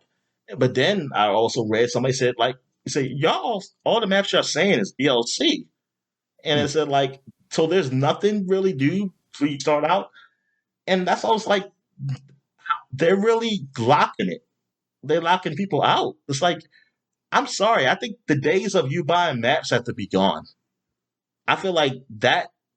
I feel like you. I'm sorry. You get your money from the loot boxes and stuff. I mean, we already see the statistics on that. How much money you get. I feel like you should be making maps free, and because so people can play everywhere. Right. But and then they you don't know how you get your money. You get your money because of the loot boxes. Like people still want to unlock and look good and stuff. But it's like you shouldn't, because even for like some people who like to play, some people say like, yeah, I like to play, but like the more maps there are, like that's in DLC, is the less people who like you can play with. It's like this ain't all the people. It's like it doesn't make sense to lock out people. It's like yeah, you're not seeing a lot of people new. Some guy said like, yeah, it's not seeing a lot of new guys come over because they get intimidated about how the zombie thing is. They come in, they think they can just go and shoot like I did. Like I just go out and then I realized, oh crap! And that's a guy said they'll get like a real tutorial. Like it should be like a real tutorial on the zombies. Would be Like hey, nice. Yeah. like they do for multiplayer. Like they should say, hey, you go this is how you have to be. This is what you have to do or something. Because yeah, I'm just thinking it's like, okay, this is before the zombies. We try to shoot them, you know. And nah, it's a lot more than that. Um, so yeah, that's it. So I'll probably play some more Call of Duty when I get a chance, just to see if I like it. I mean, multiplayer. Oh, I did play like multiplayer with bots. I had fun with that. That was definitely that fun because I know I'm not going to do well playing against other humans. Like that's just not going to happen unless they have like they have a senior league. They have it like where seniors can play or something like that, and they can prove that they're seniors. So I can be like, okay, yay, we can play together, and we all and like senior league, and they suck too. So it's like good. But other than that, yeah, senior in gaming should be like what, like 35 or something like that. Kind of like real sports. Like you're getting old. Your reflexes are getting low. Yeah. So Cardio yeah, is so that's bad. it. So I guess we take a quick break. When we get back, we get to the flashback segment. All right. And we're back. So now we're flashbacking to 2014. So 10 years ago, what we got here, we got Alien Isolation. I always felt like we talked about this, but it probably was from covers. Yeah. Alien Isolation was released. This is probably one of the best or the best Alien game. I mean, I'm trying to think of another one that could be better. I don't know. I don't think can't the think of Alien one that's versus better. Yeah. versus Predator game wasn't better, right? Nah. Yeah, but yeah, this game. I mean, the tone of it, the look of it graphically. I mean, it's just it was great. It was done very well, and I mean, it was a good survivor horror game. Like Mm-hmm. it wasn't action like some of those Alien games were action. But yeah, this was really good, man. Like I know I was scared. Oh yeah, I was absolutely. I, I was scared of it, and I was scared watch Markiplier play it. Yeah. But yeah, this is a great end, man. It just has not gotten another game like it No. since. You think Has by not been now, surpassed. They haven't even like that's the thing is like yeah, there's been Aliens games since now, yeah. but like why didn't you just make Aliens Isolation 2? Like what stopped that from happening? Did it it, sell poorly or what? Because I mean, I would imagine this was like a decently, cost a decent amount because it was like an actual AAA title, and like a lot of what we've seen since then. yeah, we've seen like isometric games. We've seen oh, and the multiplayer one that's kind of like Left 4 Dead kind of Yeah, thing that actually did not turn out to be that good. But yeah. All right. So what we got here? We got Costume Quest 2 came out for Windows. Is that it? it came out for everything. They're all listed, Oh, okay. scattered throughout here somewhere. Yeah, that game was awesome. The first game was really cool. Just a simple turn-based strategy game set in a world where these kids are going out Halloween trick-or-treating, and there's like goblins around town, and then you get sucked into their world and you gotta destroy them. But I like the idea of like the kids had these costumes on, and then when you get into the battles they actually turned into like real cool looking robots or knights or whatever. That's a game I just never played because I kept saying I'm going to play it during Halloween. I can't Mm. play it. I can't play it outside of Halloween. Yeah. And then I forget about it. And then I remember. And it's Halloween's almost here, Yeah. so I got like 2 days to play. All right. So what else we have here? We got darn. Okay, because I'm on. Oh yeah, if I sound different, because I'm in a different location, and also I'm using my laptop and trying to get. I don't want a laptop. It's just I have not. I don't use laptops a lot. So and now I accidentally scanned all the uh, bottom here. All right. So we got Drive Club for yeah. PS4. This was the first racing game on PS4, right? Yeah, this is the car game for car pervs. Yeah, yeah. So he said car. Even more Um, so than Gran Turismo and Forza. yeah, which yeah, I was very um, it was so weird because I'm like, what? Y'all have Gran Turismo, Yeah. so I'm thinking like Drive Club. Okay, this must be a more arcadey game then because like how Xbox had Project Gotham Racing and Right. they had Forza. But I think this was a simulation also. Yep, it And was. it's like, why? Yeah. Like, it Because never all they made had sense. was Gran Turismo Sport or whatever. They didn't even have a full version of Gran Turismo to release. That's why. Yeah, but it's like you have another brand. Like, you already got Gran Turismo, which is your big, is a huge brand.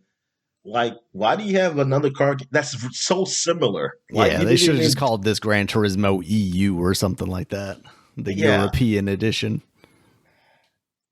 yeah. So, like, what other features does this game have? Oh man, I don't remember. I just remember it being like super focused on like graphics and like car sounds, which is like what you always hear about these like car pervert games. It's Evolution like, Studios, are they still doing something with Sony? that's a good question. I remember they put out like the VR enhancement or whatever for this at some point, and then I don't think so. After that, it was nothing. Let's see. It seems like they are still alive and kicking, and they're still owned by Yeah, man. These are the MotorStorm guys too. I forgot about that. Oh, so they got them. Oh, Yeah, but they have not put anything out since 2020, it's 2014. funny because MotorStorm is something different, off road stuff, and very arcadey. You would think like, yeah, y'all focus on that, while Gran Turismo does, the very simulation racer. Yeah. Now you got them doing something very a simulation racer. Oh, wait, no. Okay. It was defunct. I'm sorry. The developer's last game was Drive Club. It was scheduled as a PlayStation 4 launch title, although it was ultimately delayed until 2014. They claimed something. On March 23rd, 2015, 55 staff members were cut from Evolution Studio, which sources say is approximately half the studio. The redundancies have been described by Sony as a way to focus the studio on developing Drive Club as a service. Ew, gross. On March 22nd, 2016, Sony announced that Evolution Studios was closed. On April 11th, 2016, the development team joined Codemasters as Codemasters Evo, which would be renamed as Codemasters Cheshire after the disappointing sales of their next game, Onrush, which that one was pretty cool, wasn't it? Several members of the Codemaster Cheshire development team division were let go in redundancies, including game director Paul Rushkowski, and the division was shifted to a support role for other Codemasters titles. In May 2022, the team at Codemasters Cheshire was merged into Criterion Games, an EA subsidiary. Man, we have really consolidated like the amount of developers working on racing games, because like everybody's been funneled back into Criterion between these guys and the Need for Speed guys. Like everything just comes back to Criterion. Man, that All right. sucks. Yeah, it really does.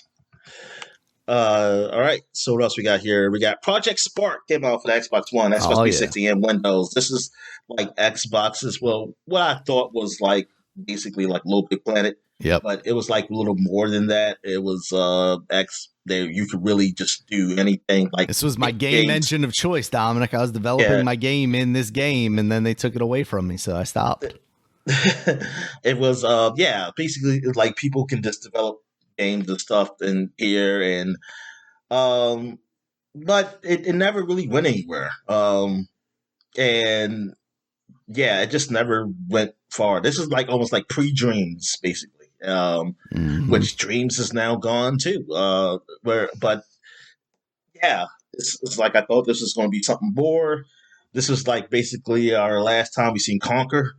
Because they had done some type of game in here with him. That was it kind of sucked. I mean, not the game sucked. I mean, maybe it did, but I didn't play it. But I'm saying that's kind of sucked. That's Conquered. That's like the last time we seen him. But yeah, like it was kind of pushed almost like a thing. Like you can play game. People, guys created games and stuff. So I was really thinking like Little Bit Planet, but it's definitely like how 2 or 3 was. Like they really went way far. Like you could do a lot more stuff in those games. So, but it didn't really get out there like where people were really into it. I mean, plus also with the Xbox, there's not really a lot of Xboxes, but even still, it's just that people who had Xbox a lot of people didn't even know about it. No. Like it wasn't really pushed. It wasn't really pushed to be known. And then I feel like they killed it pretty quickly too. I was surprised at how. Yeah. I don't think it. I mean, because it came out almost like an early access thing at one point. Yeah. It wasn't like a full release when it came out. Yeah. All right. So what else we got? We got Styx, Master of Shadows. I totally forgot about this game. Yeah. They had 2 of them. They probably had more, but I only know 2 of them. But I was gonna say now I forgot about the second one. So. The Styx was a goblin, and he did stealth and stealth goblin game. Yeah, but it was all right. It actually was like a well done game. Like it's something like looking at it, you just think like something like that. Yeah, it come out. It's probably average to below average game, or like it's either horrible to below average game. Yeah. And I was like, yeah, there's something to be forgettable. This is pretty solidly double A, right? Yeah, but it actually was a well done stealth game. Probably better than the latest what was that? Was that franchise Thief game? So like, yeah, I know. I think you're like, what's the plot? It takes place before the events of the. Oh, this is the sequel. Oh, this is the sequel. Oh shit! Then we just what was the original? You must have missed. We missed it then. Of Darkness. No, wait. Yeah. Okay. Oh no, it's no. The game received a sequel. Yeah, it says taking place before the event of the previous game. Yeah. Styx infiltrates. Yeah. So, but is the previous game this of Orcs and Men? Because I didn't even know that there was a previous like series that this was tied to. I knew that weird, creepy goblin doing stealth. Ticks is stuff again, like, and the video game takes place in the world established by 2012's Orcs and Men. Yeah, that 2012 was the first one. Oh no, that looks different. Yeah, because then you have Styx Shards of Darkness, which is the sequel to the Styx game.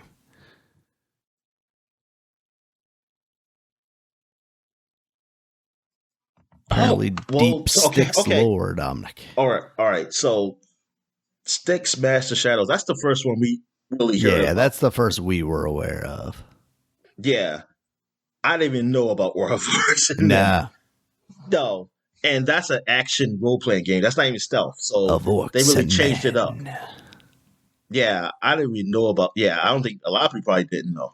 And that has to be like Master Shadows has to be like his biggest game. Yeah. It's like, good God, I didn't even. Yeah, I didn't know this was based off something. Nope, me neither. Else. Yeah, I just thought this was generic fantasy stuff. So, well, yeah. Well, now we learned something. This was actually based off a game that not super popular, but this one is actually done well. I mean, the Metacritic scores are basically average, like 71, 70, 69. Yeah, Xbox only got 69. There you go. Nice. GameSpot really didn't like the game. Gave it a 5 out of 10. They didn't respect that. But overall, I thought I read reviews were pretty all right about this game. Like, it's satisfying. Like, that like a stealth game. I mean, I'm not really in stealth games, so that's why I was going to look at. But I know graphically it looked good, and I remember seeing some trailers and stuff for it. I thought it was fun, and hey, must have sold enough that it got a sequel. Yep. So yeah.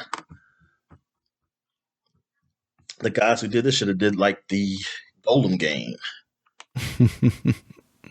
Secretly they did, and we're just like, oh no, they did the Golem game. All right. What else we have? We have Borderlands, the pre-sequel. This is the game that came out after 2. That's supposed to take place before 2 and maybe 1.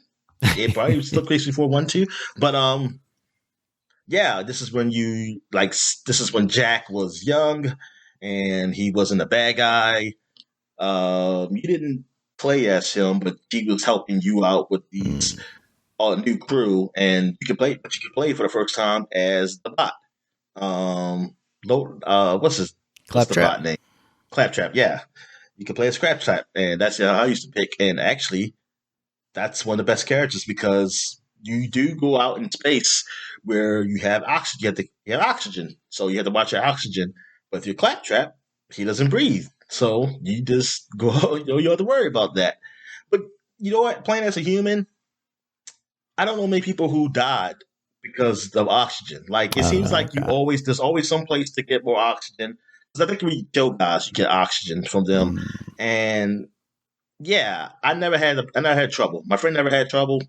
Like we never had trouble with that, so it wasn't never like a crutch really. So I was like, oh, it's fine. It's just like it wasn't like, hey, everybody just play the player trap because we don't want to die. But no, the pre-sequel was fine. It wasn't as good as 2, but it was fine. I know me and my friend, we played through it. I mean, we love Borderlands. We just always play that game. Yeah. Yeah. And like it was definitely just a fine in between for 3. 3 was just unfortunate because it's like 3 was like it didn't really do much for the series. So I'm hoping 4 really does that. Really moves the series forward to something more. And yeah, Borderlands the pre-sequel was really good because um, it really kept like the Borderlands going, and it didn't feel like. I mean, some people. I mean, I get that some people say like, it was pretty meaningless, but not story wise. I thought it was pretty good. I thought it was a pretty good story of like showing how Jack became what he is and going through it. Like I had fun. I mean, it like I said, 2 is the best one out of all of them, but pre-sequel was fine. I liked it better than 1. Um, all right. What else is there? There's The Evil Within. This is that survival horror Spooky game season. that was made by the guy who did the original Resident Evil. That's what it was, Shinji right? Mikami. Shinji Mikami. Yeah. And also it's published by Bethesda Softworks, so it was like, oh, it's Bethesda published game. Because this was Tango Gameworks, the one that just got shut down. Yeah, and it's unfortunate, but yeah, this is like, this is their first game, right? Yeah, With Bethesda, yeah. So yeah, this is really anticipated. So people were looking at this like, oh, this is gonna be great. When it came out, it was good. It wasn't. Yeah, It wasn't. it's fine. It wasn't really great. Yeah, it wasn't like groundbreaking or nothing. It was fine. So that was a little disappointment for me. I was really thinking like, oh, this is like it's going to be like the next huge horror game that could like people. But it was just a fine game. It did get a sequel, but that was basically it for that series. Yeah, because you look at it, 68 on PC, 75 on PS4, 79 on Xbox One. The sequel got rated quite a bit higher. I don't know that I'm surprised by that, but I feel like people don't specifically say like, oh man, The Evil Within 2. They just kind of talk about the series in general when they talk about like wanting another one. Yeah. Yes. I mean, Game Informer gave it a 9. Wow. Yeah, that's like they got the money hat that time, huh? Game Trailers too. Yeah, Game Trailers got the money too. Yeah. Was what's called still at Game Trailers? I think he probably was. He got the money. What's his name? Is that Keeley? Yeah, Zach Keeley. Yeah, but I don't think he did mess with the views. I'm not sure. I don't think he did. But yeah, Evil Within. Never played it, but I've seen people play it, and yeah, it's a horror game. I mean, it's not really much for me to say on it. But yeah, I mean, the new Resident Evils weren't out, so yep. This was was trying to do the Resident Evil 4 thing and didn't quite hit the mark there. Yeah. All right. Anything else? What we got here? Shadow Warrior. Yeah. It's been 10 years for the first one? Yeah. Oh, God. Well, the first like remake of it, I guess. Because it was originally a game, in the 90s? Was it the 90s it came out? Yeah. Okay. Yeah, around the same time Duke Nukem came out. And this was good. This is well done. Like, for a game, I wouldn't like a AAA studio or nothing. Because, yeah, I mean, it was Flying Wild Hogs. Yeah, Devolver Digital. Yeah, they were the publishers. And this is like, Devolver Digital, this is like the early times. Like, they were publishers, but, it wasn't like a lot of games or a lot of top tier games or nothing. But now it wasn't like as soon as you see their name, you're going to get something good. Yeah, but this game turned out a whole lot better than I thought. Because I remember when I finally got to play it free through one of those services. I was like, wow, this is actually fun. Like, it's fun. The like gameplay wise is fun. The dialogue was funny. I really liked it. Like I liked it better than 2, Shadow Warriors 2. Even though Shadow Warriors 2 was good. I mean, it was really good. I just think 'cause I think Shadow Warriors 2 you got a little more serious. Mm. And I missed the guy. I missed that ghost guy because he goes away on you because story reasons. But yeah, Shadow Warrior 1, that was a fun game, man. And just the combination of the guns and the sword. I mean, yeah, it was great. 3, they really changed it up. Um, I still haven't finished that one. I mean, I haven't gotten really that far in it, but just I don't know, the tone of it wasn't the same as the other ones. And I mean, like I guess it wasn't a real Asian person talking for the main character in the other ones. Yeah. And I mean, but the tone of it's like they're kind of making fun of this stuff. Like it's supposed to be like, oh, like a jokey way, but Yeah, because that original game was real bad with that stuff. oh, the original. Oh, yeah, Yeah, the '90s one. It was. I mean, the main character's name was Lo Wang. Like, come on. Yeah, it's ain't no way.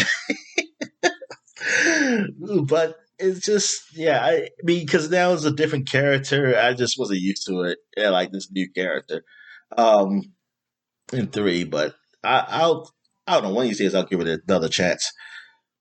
But yeah, Shadow Warrior. I had fun. I actually, what was it? I think I played. It was after COVID when I played this. The first one because that's why I recorded that video. Yeah. Yeah. Darn, yeah, I was like real late to the party on that. What else? It's funny, it says 2013 up here. When I go to the wiki. Oh, did it come out? Oh, it came on PC first. Okay. Darn, I don't remember talking about it. Yeah, I didn't either. Yeah, I don't remember talking about it. So, I mean, technically this is the console one. But hey, that's the one I played. This is the one I played. So, exactly. So, what else we have here? We got Bayonetta 2 came out 10 years ago. Man, a lot of people were pissed because this is a Wii U exclusive, and most people didn't have Wii U. So, because Nintendo did help with the development, and they added a lot of Nintendo stuff in there too, like the costumes that look really good, sexy Star Fox and stuff. I remember that. But man, it was fun. I mean, when I finally got to play it, I enjoyed it. Like it was fun. The cutscenes were outrageous, just like the first one. And this time she got shorter hair though, but it's still fine. And yeah, man, the game was. I mean, those type of games never make me cry. Were great.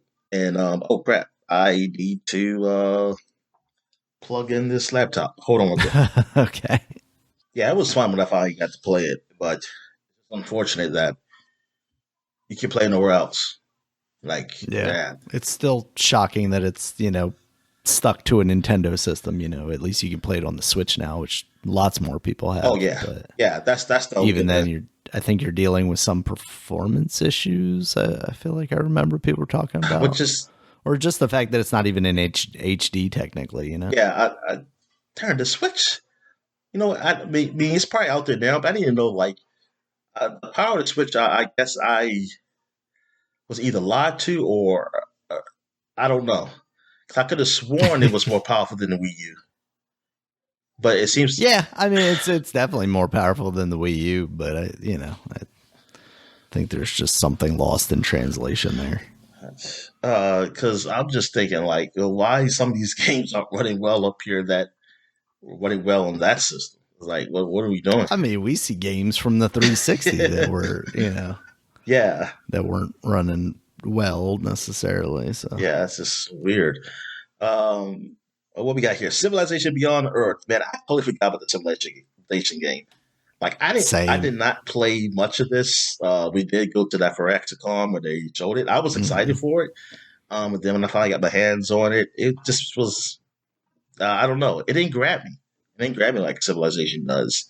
And now that I see this, I kind of want to go back and play it. Maybe with the DLC, maybe it's better.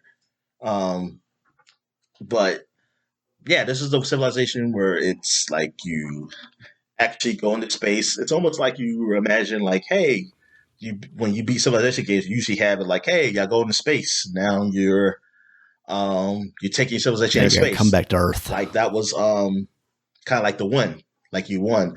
So now it's kind of like, hey, what is it like now that you're in space now, you've gone to another planet and you're colonizing these other planets. And I think they have things seeing like aliens and stuff, but I don't know if it's like you saw, like, I don't know if you ever met an alien race or I don't remember.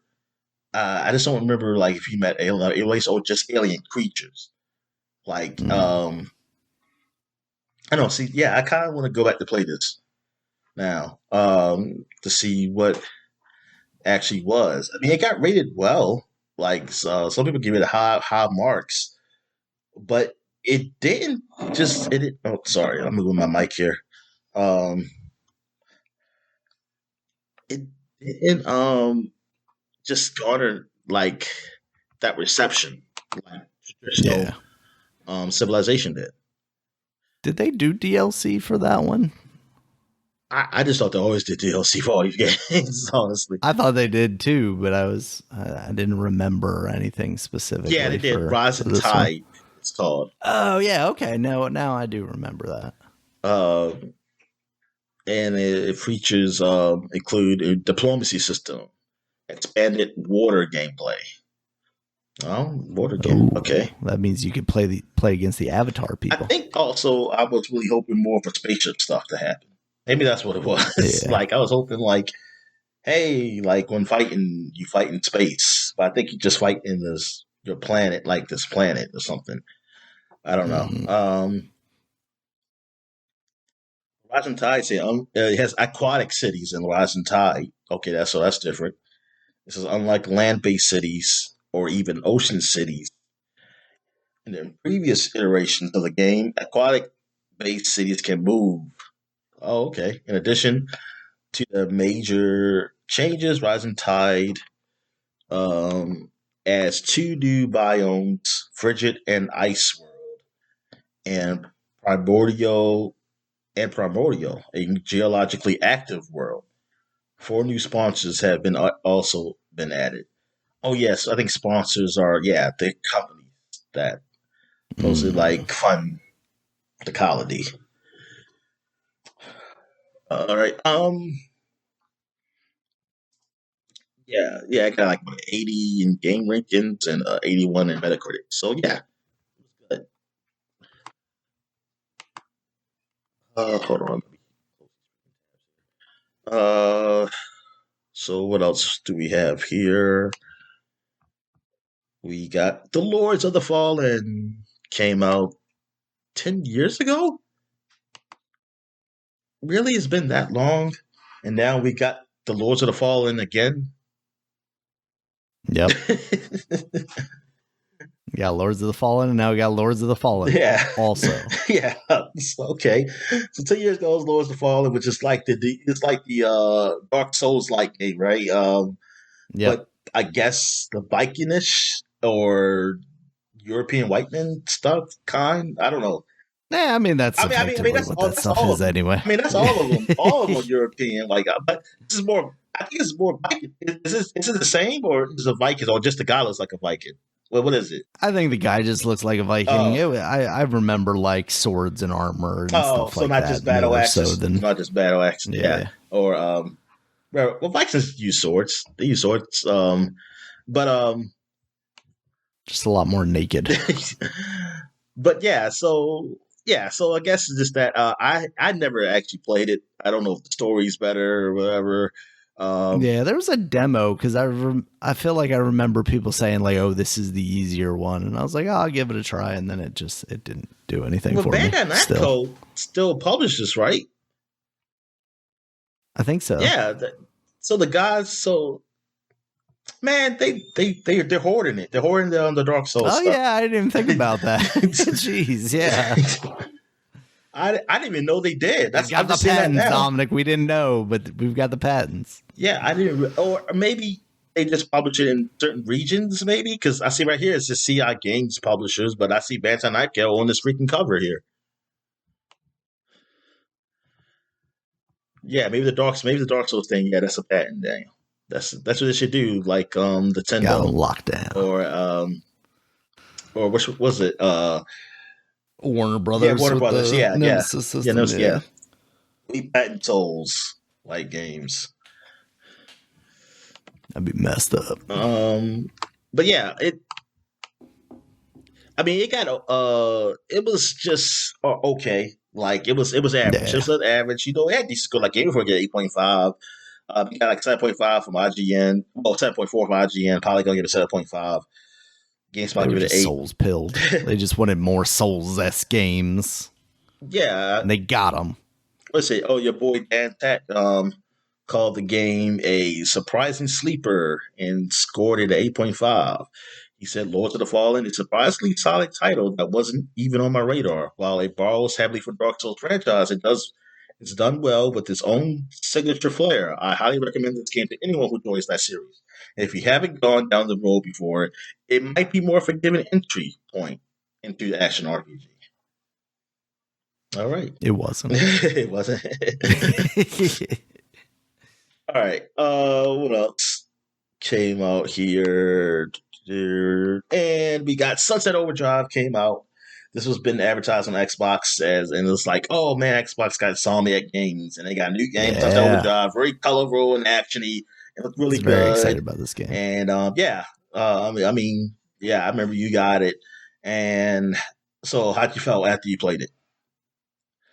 It was okay. They had this like weird mix of like third person shooter meets Tony Hawk because you're like always grinding on stuff. And I felt like that didn't work quite as well as maybe they had hoped, or maybe I had hoped. Maybe it worked exactly as well as they had planned on it working. I liked the general vibe of the game and the aesthetic of it. It definitely took their like over the top stuff, but mixed it more with like human elements instead of just, Ratchet and Clank style stuff. This was definitely a step up from Fuse or whatever that I think their last game before this would have been. But yeah, it just didn't quite hit the mark. It's one of these games that I would kind of like to go back and give another shot to see if maybe it hits a little differently now. It gives me at least like, maybe I have like a nostalgia bias for it. It's like, oh, this is better than I thought it was. But in the time, it just didn't grab me quite as much as I had hoped it would, being such a big fan of Insomniac. Yeah. When I played it, finally got my hands on it. Yeah, I just think, it didn't really grab me. Like, it seemed like it was fun, but I never could stay with it. Like, stay with it. And, I definitely see the element of Insomniac with it. Just the look of it, like with Ratchet & Clank and guns. But it just, I don't know. There was something about it that, like you said, the grind stuff wasn't as fun as... it felt almost more like a chore trying to like aim at these enemies while you're grinding.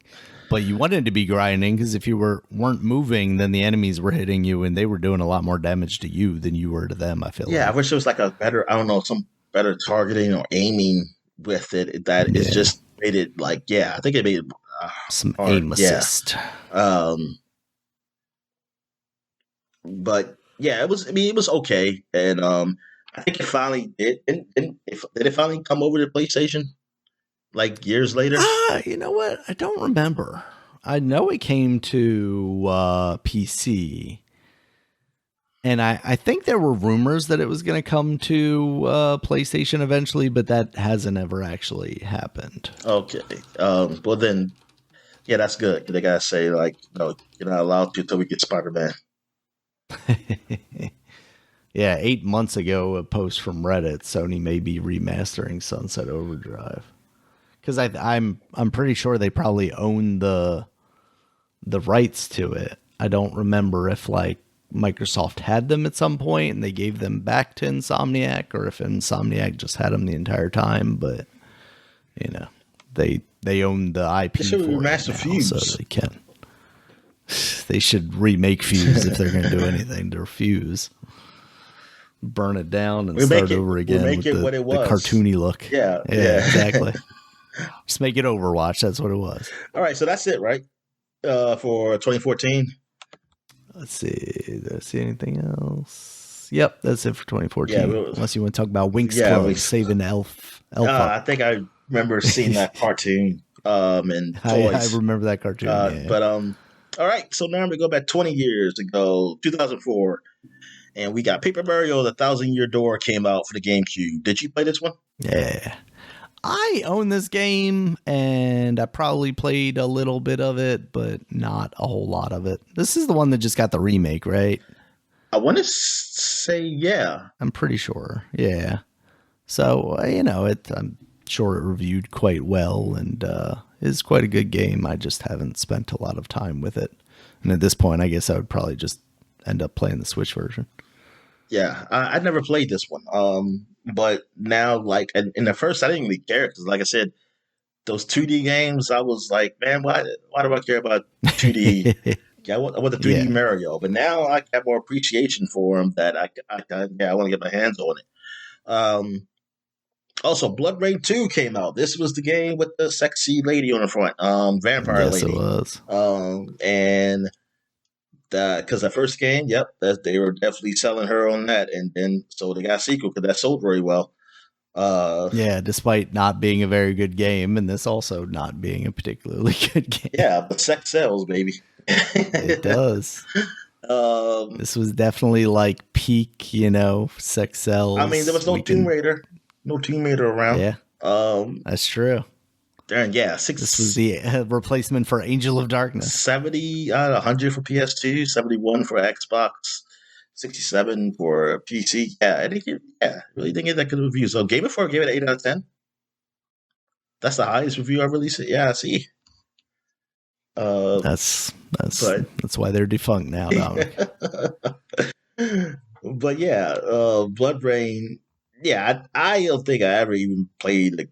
If there was a demo, I don't think I even played that either. I was gonna say there was a demo on 360 for one of them, I think, at some point, and I played that. Oh, okay.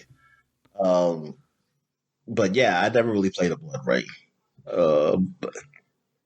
But is it? I think they were better than the movie, though. I want to say. Probably, but just because that bar would have been so absolutely low that. Yet somehow there was at least 2 Blood Rain movies. There were 2? Wow. Yep. Both based on the games, right? They are both just based on. Blood Rain 2 Deliverance from Uwe Boll, starring Christina Loken. I think that's the Lady Terminator. Oh, that's okay. I was thinking it was the girl who did I thought the person who would play Blood Rain will be the girl from Resident Evil. That's what I thought. No, only if Paul W.S. Anderson also directed. Because they're married, right? Yeah, they're married. All right, where am I at here? So let's see, Blood Rain.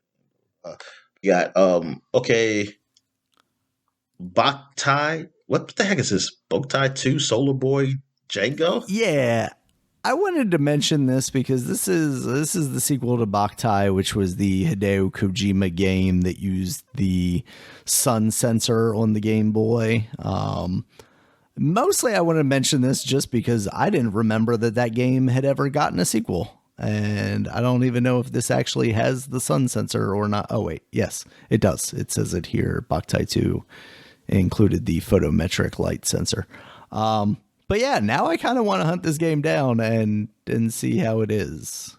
Reviews are pretty favorable, 78 out of 100, but it just caught me off guard because I really did not remember that there was a second Boktai, or Zoktai, as this also is referred to, apparently. Yeah. Oh, so I remember you talking about it. But so this is it. That's what it's called. Was this like a cartoon or something? No, not that I know. That I don't think it ever I'm thinking made about it to Bakugan. being cartoon status. That's what I'm thinking about. Maybe that's what you're thinking of. You're thinking of Django Unchained, obviously. Yeah. Solar Boy Django. All right. So what else we got here? Is Ace Combat 5, The Unsung War. Ace Combat, this is a sequel to Ace Combat 4, which got really good reviews, and Ace Combat 5 also did. I mean, I think people like 4 better, but Ace Combat 5 kept it going. I mean, like, this realistic looking game, but it's easy to grasp, like easy to play. It's an arcade fighting game, flight game. And they said like the voice acting was okay in this, but Ace Combat, yeah, like it was still hitting stride, like as far as good. Yeah, I got 84 on Metacritic. There was some like Eurogamer gave it a 6 out of 10, and computer video games give it 6 out of 10. But look, Game 4 give it a 9. Like that's huge. And then like Game Pro gave it a 4 out of 5. Spot gave it an 8.3. IGN gave it a 9.3. So what's going on here? And Famitsu gave it a 34 out of 40, and they got B plus 1 up. So Eurogamer and computer video games, like they're like the super low scores, like up here. Yeah, like it's bringing down the average. Yeah, they really did. But yeah, I mean, it sold well. Like Ace Combat, man, was really selling. Yeah, because I think 4 was the one I really paid attention to. Because I was looking at, because 3, I forgot when 3 came out. I don't know if it was PlayStation or PS2. But some reason I remember 4, because I think I seen like a video or something of it. I was like, darn, this game looks good. I said I had to switch it was in a flight game, but then when I learned like it's arcadey, I was like, wow. I mean, even still, I didn't play it, but I didn't play it till a lot later. And I think it was a demo, and I was like, this actually feels really good. What we got here? We also Grand Theft Auto Advance came out. Yeah. So Grand Theft Auto at the time, boy. Yeah, at the time, Nintendo fans were not eating well in regards to Grand Theft Auto. So we took what we could get, and this was basically like a prequel to Grand Theft Auto 3, but used the style of the old, 1 and 2 top-down view. I'm surprised like they didn't just do that. They didn't make that game and just put it for Game Boy Advance. Well, they still would have had to remake it because that still wouldn't work. Yeah. So did it turn out? Was this okay? No, it wasn't. It wasn't great. It wasn't really until like Chinatown Wars. Okay. Yeah. So that was the first good handheld one. Yeah. But this is how desperate Nintendo fans were to get something Grand Theft Auto related from the time that 3 came out and blew up so big. Did you get hookers and cars like the other games? Probably. I'm sure. I don't know. Nintendo probably was like you saying get Princess no. Peach in cars. That's all I'm saying. What else we got here? Is that it for? No, there's one very big one. Also Grand Theft Auto related. San Andreas came out. Because I clicked on the Grand Theft Auto thing, it blocked it. Grand Theft Auto San Andreas, yes, this was huge. This is some people at the time. This is considered like the best Grand Theft Auto. Even today, I mean, there's some arguments for that. There's some arguments. Yeah. I mean, of course, we know Grand Theft Auto 5 is the most successful one because of the online play. But Grand Theft Auto San Andreas, I mean, the story was good. This is the first one that you actually like had these 3 huge areas to go to. Like the maps were huge. You talk about all the vehicles you can play in this game. Like everything you can do, like also like how you can look, you can go out and eat, and if you eat too much you get fat. Yeah, she'll look fat. Or you can go work out and get buff. He's always said like he would just always just wear a white tee, like a wife beater, because he's always got buff. He said, because you always say, like, I always imagine myself to be like this, so now I can be like this. This is, he say, like, he never wore a shirt, um, yeah, this game, it was great. Like, I just remember, like, I was working at a place called Foreman Mills, which is like a clothing store. And I just remember working with somebody, and like you were in what was the game called? Like Grove Street, I think. And like that's your neighborhood. And then he said, Oh yeah, yeah, grocery. Yep. yeah, I remember because he gave you a ride. And he yelled for the car. It's like, that's right, because we was about to play the game. He said, "Yeah, remember Grove Street, man? It's like Grove Street. It's like represent Grove Street, man. It's like it was great. Grocery for life. Yeah." That's what I think. That's what he said. I think he said "Grow Street for life." Grow Street for life, man. But yeah, I mean, it got that feel, got that '90s feel of like, because that '90s rap and everything. West Coast gangster stuff. Yeah, exactly. It was great. Like the game was great, and then of course I had the controversy, the hot coffee mob, which is so ridiculous compared to today. I mean, it's so ridiculous. Oh yeah, absolutely. I mean, actually, you know what? That could have been in the game. It just that it was hiding it. It was hiding. That was the issue. It's that it was in the code, and then someone found it. Yeah, and wasn't reviewed. Basically, like wasn't included in the ESRB rating. Yeah, because somebody would have said, "No, this is rated A. This has got to be for adults only." God, I wonder how much a copy of that with like the AO rating is nowadays.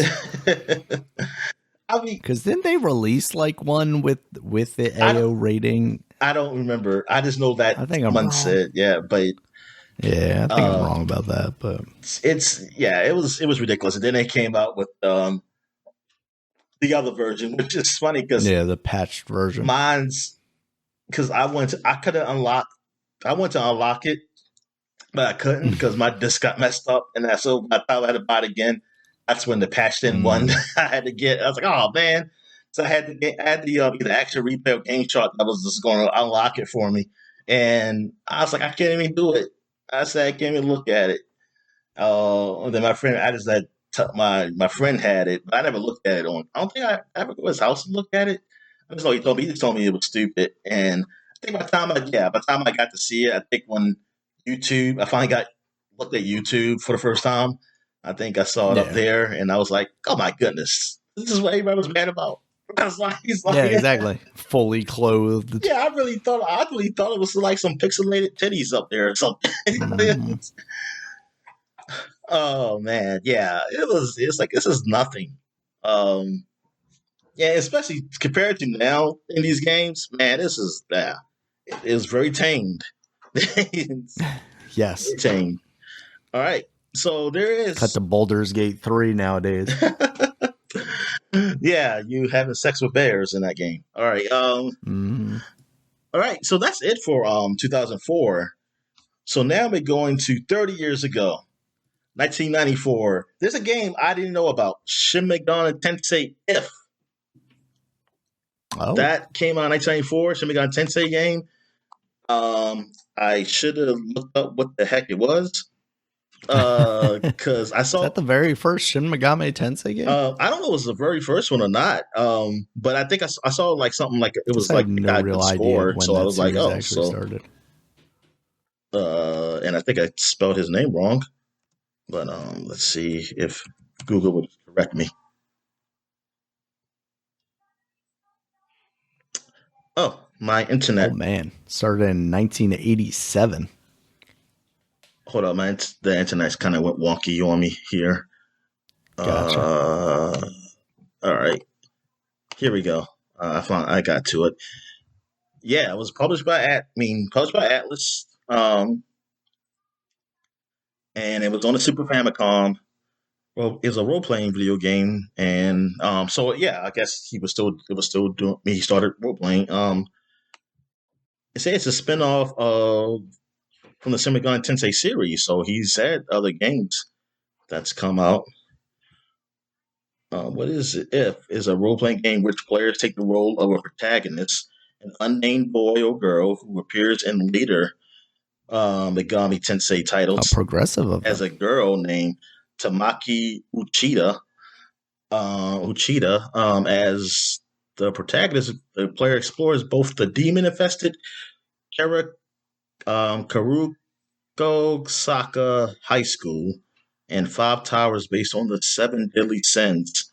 It's always something with kids in high school, man, in his games, man. Like, he really, I mean, that's like, it's always a theme. It's always seemed like that's the theme. What like, you're saying is start an investigation. no, not like, I wasn't saying nothing sexual. I was saying that his theme is always like kids in high school and they're doing stuff. Yeah. During the course of the game, using a wrist-mounted device called a comp, the player finds demons through a turn-based battle system using physical and magical attacks to deal damage, as well as healing party members and casting status buffs and alignments on enemies. So, I mean, it's Persona. Especially it's early Persona before Persona. I just want to know, like, what's his first game? What's like the first game he ever? It's like 1987 is the first Shin Megami game, apparently. Okay, this is on Super Nintendo, crazy. By the way, and I don't think it ever came to the U.S. This never came to the U.S. Not even like later years when they probably, you probably had to get. I'm sure that somebody's probably got a mod or something. Maybe they translated. Yeah. But because it came on PlayStation also, and not in Japan. Japanese version. We can't be trusted with the series, Dominic. Yeah, I mean, now he's big. But this is an early one, and they got like, man, I saw that people did like it. They like this also. Yeah. I wonder what that stands for, though. Like, what is that supposed to mean?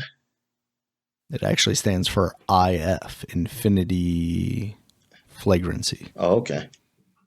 No. Yeah, I don't Infinite know. fertility. But all right. So what else we have here? We got Indiana Jones' Greatest Adventures came out on the Super Nintendo, and this game is actually rated pretty well. It's an Indiana Jones action game. I didn't really know about it, but apparently, like, people really like it, and they should bring it back. So the new Indiana Jones for the Xbox, and it's gonna come on everything. Has some big shoes to fill, Daniel, because this game, yes, people are gonna look back and like, is it good as this one? That's what people are going to say. Is it going to be as good as this game? Factor 5 made this game. Let me see. Let's see them. It's pretty incredible to me looking back at like these licensed games from that era and like how many of them are perceived as like some of the best games on the consoles, because it's like nowadays it's just shovelware tread. I mean, nowadays we don't even really get them much, but you know, when we were still getting them in like the 360 era, it was just like shovelware trash. Yeah. And I wonder how much of that is nostalgia or if they're actually like really good games. Yeah, I got 75% on game rankings. I see like some 82 computer video games. EGM gave it a 7. IGN gave it an 8. Nintendo Life gave it an 8 for the virtual console. It seemed like it's a pretty good side-scrolling game. Side-scrolling action game. Indiana Jones.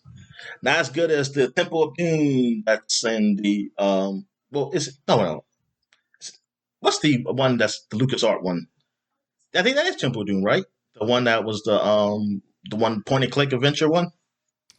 Is it that or is it called something Atlantis? Else? Oh yeah, Atlantis, yeah. But I think did it make more than one? Let's see. Fate of Atlantis. Oh yeah, okay, it's that one. Yeah. Yeah. That's the one I'm seeing. Yeah. I think that's probably one of the I think that was good. They also did Indiana Jones and the Last Crusade, the graphic adventure. That's what it was. It was Temple of Doom graphic adventure. Temple of Doom, that was like the worst. Well, before these newer ones. That was like the worst one, right? I mean, that was That's where they had Indy and Sean Connery having sex because it was graphic. no. Last Crusade is Sean Connery. That's what this one is. No, I was saying Temple of Doom. I was saying Temple of Doom was like the worst. Yeah. I think that was the worst. That's the one with Steven Spielberg's then wife. I think because really? that's what it said. Like she only got the part because she sleeps with him. And then they had what was that? The Asian dude, the Asian boy. What was his name? Round Mound. What is it? Yeah. Darren, it's round. It's something round. Short round. Yeah, short round. And I was like, "What is that Japanese? Is that real like Japanese name or something? I never heard that before." And to this day, I have no. He's just short and round. I never heard. Yeah, his name is Short Round. I mean, what the hell is that? Like, where does that come from? Because he's short and round. He wasn't though. He was short. That's about it.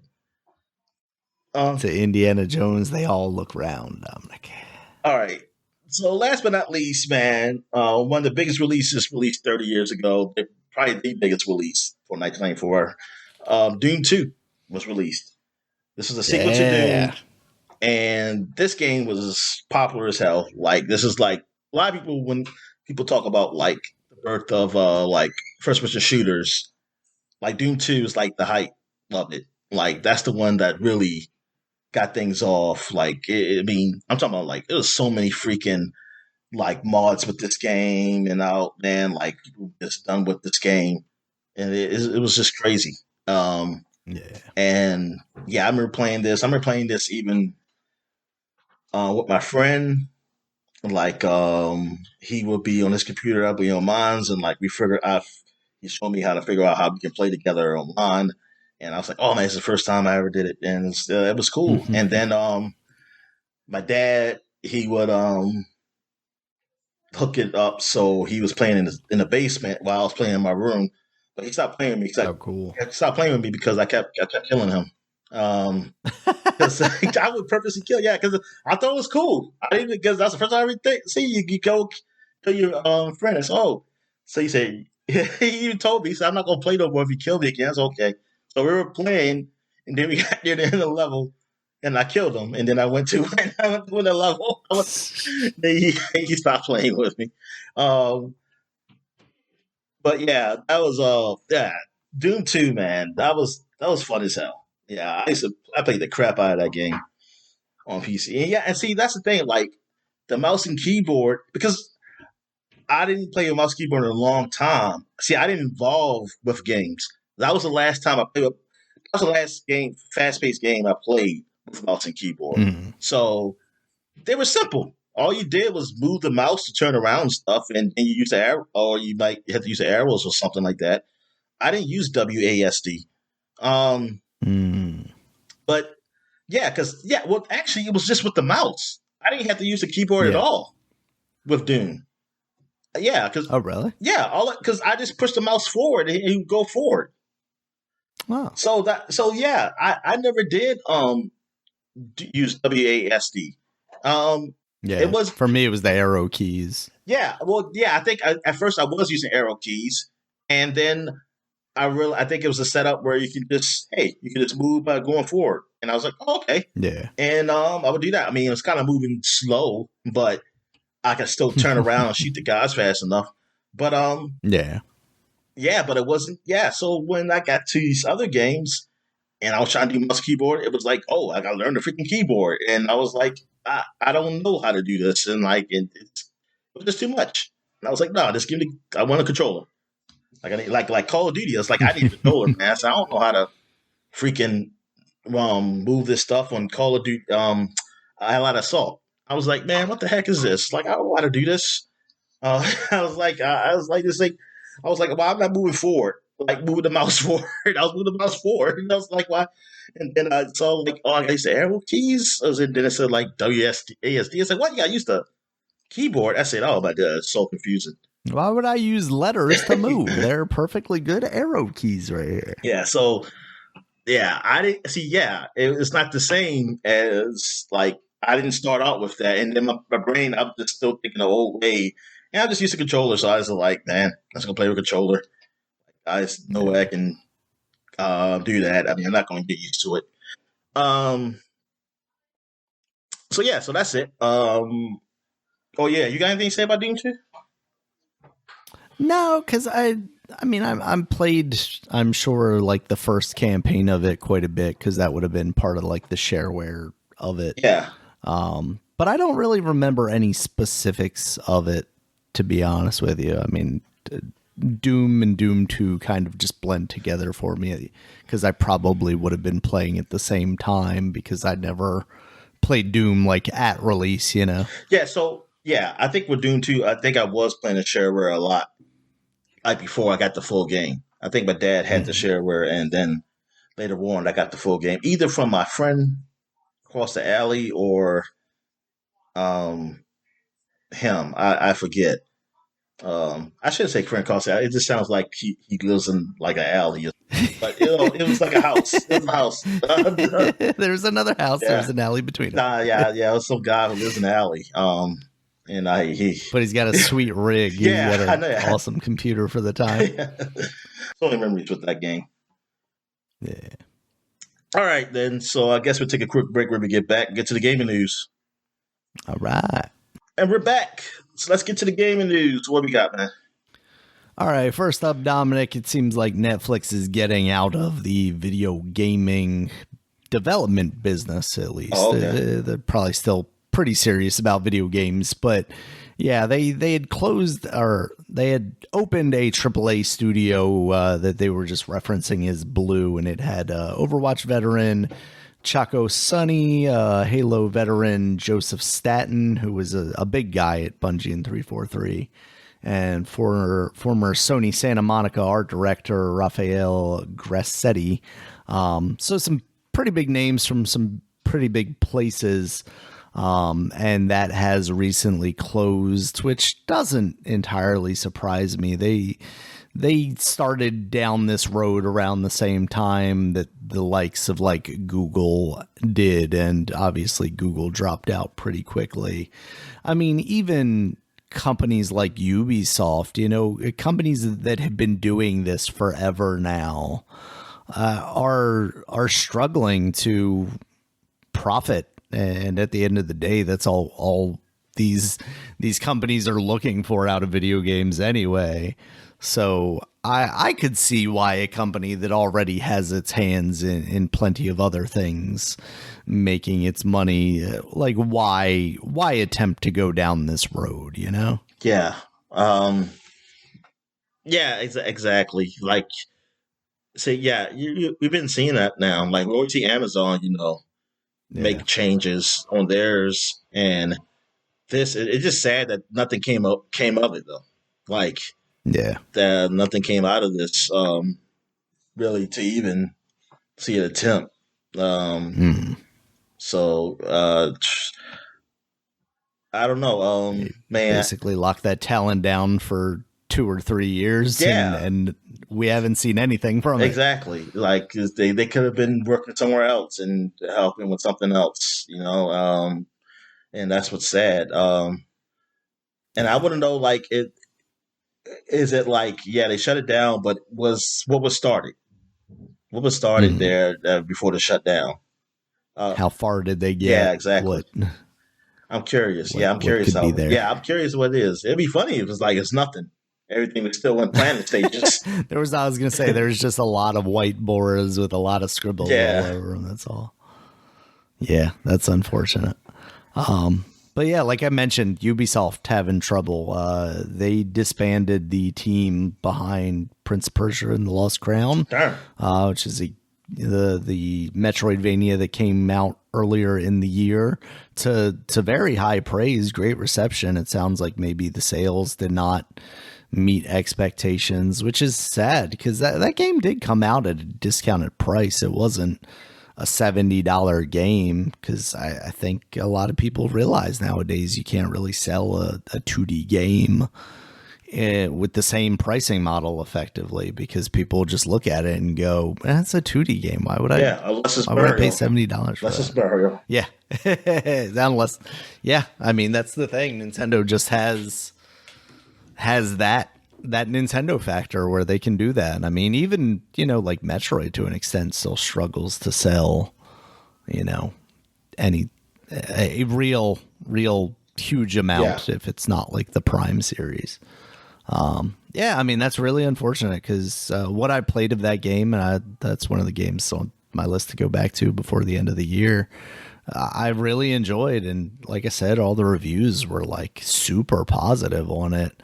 So to see this kind of team get blown to the wind, basically, it sounds like, at least they're keeping them internally, but that, that means they're just doing Assassin's Creed weapons or something, It's just like how all the studios get sucked into the Call of Duty bubble. These people probably just get sucked into that bubble, and it's like, man, it's so crazy too, because they went from like, oh, we're doing this Prince of Persia remake to like a year of several Prince of Persia games, because they also had that Rogue Prince game that at least went into early access. I don't think that actually ended up releasing necessarily, but from the Dead Cells developers. Man, yeah, that's man. I mean, that's sad that they had to do that, but I mean, I don't know. Like that, it's. I think somebody mentioned about them because the game is through their storefront. Mm-hmm. Is it? But did it ever come to Steam?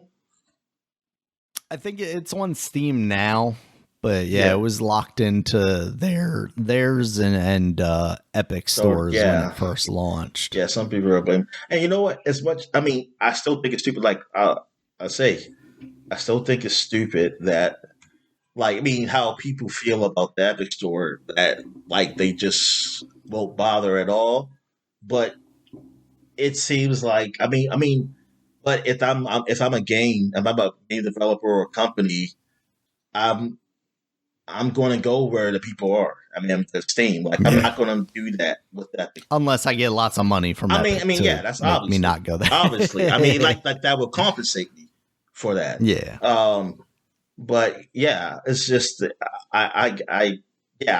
have to go where the market is, even when the market they're dumb. You have to go where I mean, because the reason for what they don't buy, because I'm thinking like, dude, is you just load the game up. I mean, yeah, it opens up that browser or whatever, but oh well. I mean, like, it's really small inconvenience, and yeah. I mean, and then I'm just thinking like, I don't want Steam to be. See, now it gets to a point where Steam is the only one. It's like, come on, man, that don't feel right to me at all. Like, even if I prefer Steam and I just get Steam, I like the idea that there's something else out there. I don't like the idea that one company is just holding all these games and that everybody has to go through them.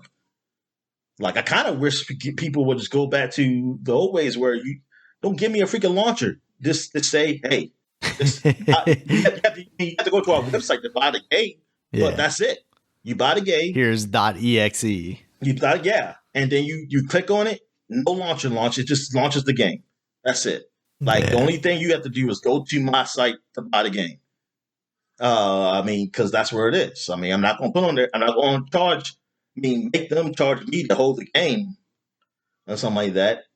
Nah, I'll put it up there. And like, I mean, that's what I'd rather have, instead of having like just them having a monopoly over that.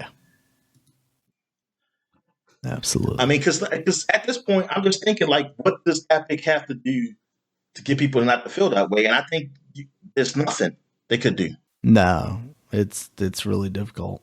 I mean, and part of it, like the only justification I'll really give people as far as like wanting to lock into Steam is because they have the established history now, right? Like I feel like some people are afraid that Epic could just pack their bags and leave one day, and then what happens to all the games that they purchased? Whereas at least Steam has been around so long, and kind of, I believe they've also messaged about what they would do if that were to happen. So you wouldn't necessarily lose access to your games. I think some people are concerned about that, but you're right. Like, I don't want Steam to be a monopoly. I want there to be other people out there trying to compete, and that's why I like Epic Store, because I get a whole bunch of free games because they're trying to compete. Yeah. Even if I'm not going to play those games necessarily. So, all right, Dominic, speaking of Steam, Spider-Man 2 will be coming to the PC on January 30th next year. They have also confirmed that there will be no story DLC for that game, which is disappointing. That is disappointing. That is. First one got quite a few pieces, and I know a lot of people were talking about like Carnage DLC because they kind of teased some of that stuff there. It always felt like Carnage would have been much more than just like a DLC thing. That's what I thought. I mean, obviously, you could do. I thought that was like a next game thing, but yeah, but they just have some other story that happened. I don't know. I mean, yeah, just what's. I mean, there's a lot of stuff they could address in there. I mean, even if they wanted to go down like the Silk Path or whatnot. And then obviously you could see a world where they do a Venom-esque spinoff in the way that they did like the Miles Morales kind of expand alone, as people will refer to those types of things. I don't know how much the like leak from Insomniac screwed up all their plans of doing any of this stuff. If that's the case, that's real unfortunate, but I guess we're just in a holding pattern now until Wolverine, and then after Wolverine, another Spider-Man. Yeah, I'm thinking like, is it like, does the money of development like that? It's like, hey, just focus on these other games. No more. Yeah. This game is done. Like, is that right. What it is? Like, is it money? Is money the reason why that's happened? Like, or they spend too much time on that multiplayer thing, and that's canceled. I don't know. Like, it sucks. Yeah, because we've talked about it before. Like, using the assets that you created for this game to create some sort of smaller experience is probably the best way to wring some more money out of that, and whether that be DLC or an expand alone or what. I guess they have decided not to go down that path, Dominic. All right, speaking of DLC, I'm going to jump down here real quick. Vampire Survivors is finally getting the most obvious DLC ever. Exactly. They are getting Castlevania DLC. Yes, that was Konami testing the waters. Like, can we trust these guys to do what we want them to do? Yes. Okay. Then we'll give them Castlevania. This expansion or DLC is coming out on October 31st. It is going to be $4, which is the most expensive of their DLCs. Effectively the same price as the game was at one point in time, but that is because they are going to be offering a lot in this. It's going to have 20 plus characters, 40 plus new weapons, a very large castle level, and they said like a minimum of 10 hours of extra gameplay for this thing. Yeah, so when I saw that, like it's going to be pretty solid. I was like, oh, okay, so this ain't just like the other DLC. This is huge. And they're having like every single Castlevania protagonist ever. We're talking even like weird white blonde hair or white haired guy from the DS game. You know, we've got everybody. What about here. The guys from the show, of the TV show?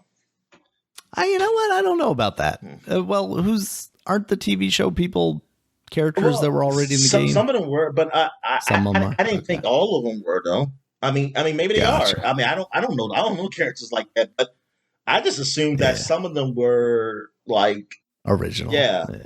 That black man, was that black man in the games? I don't know. I didn't even know there was a black man in the show. Yeah. I gotta get around to watching the show.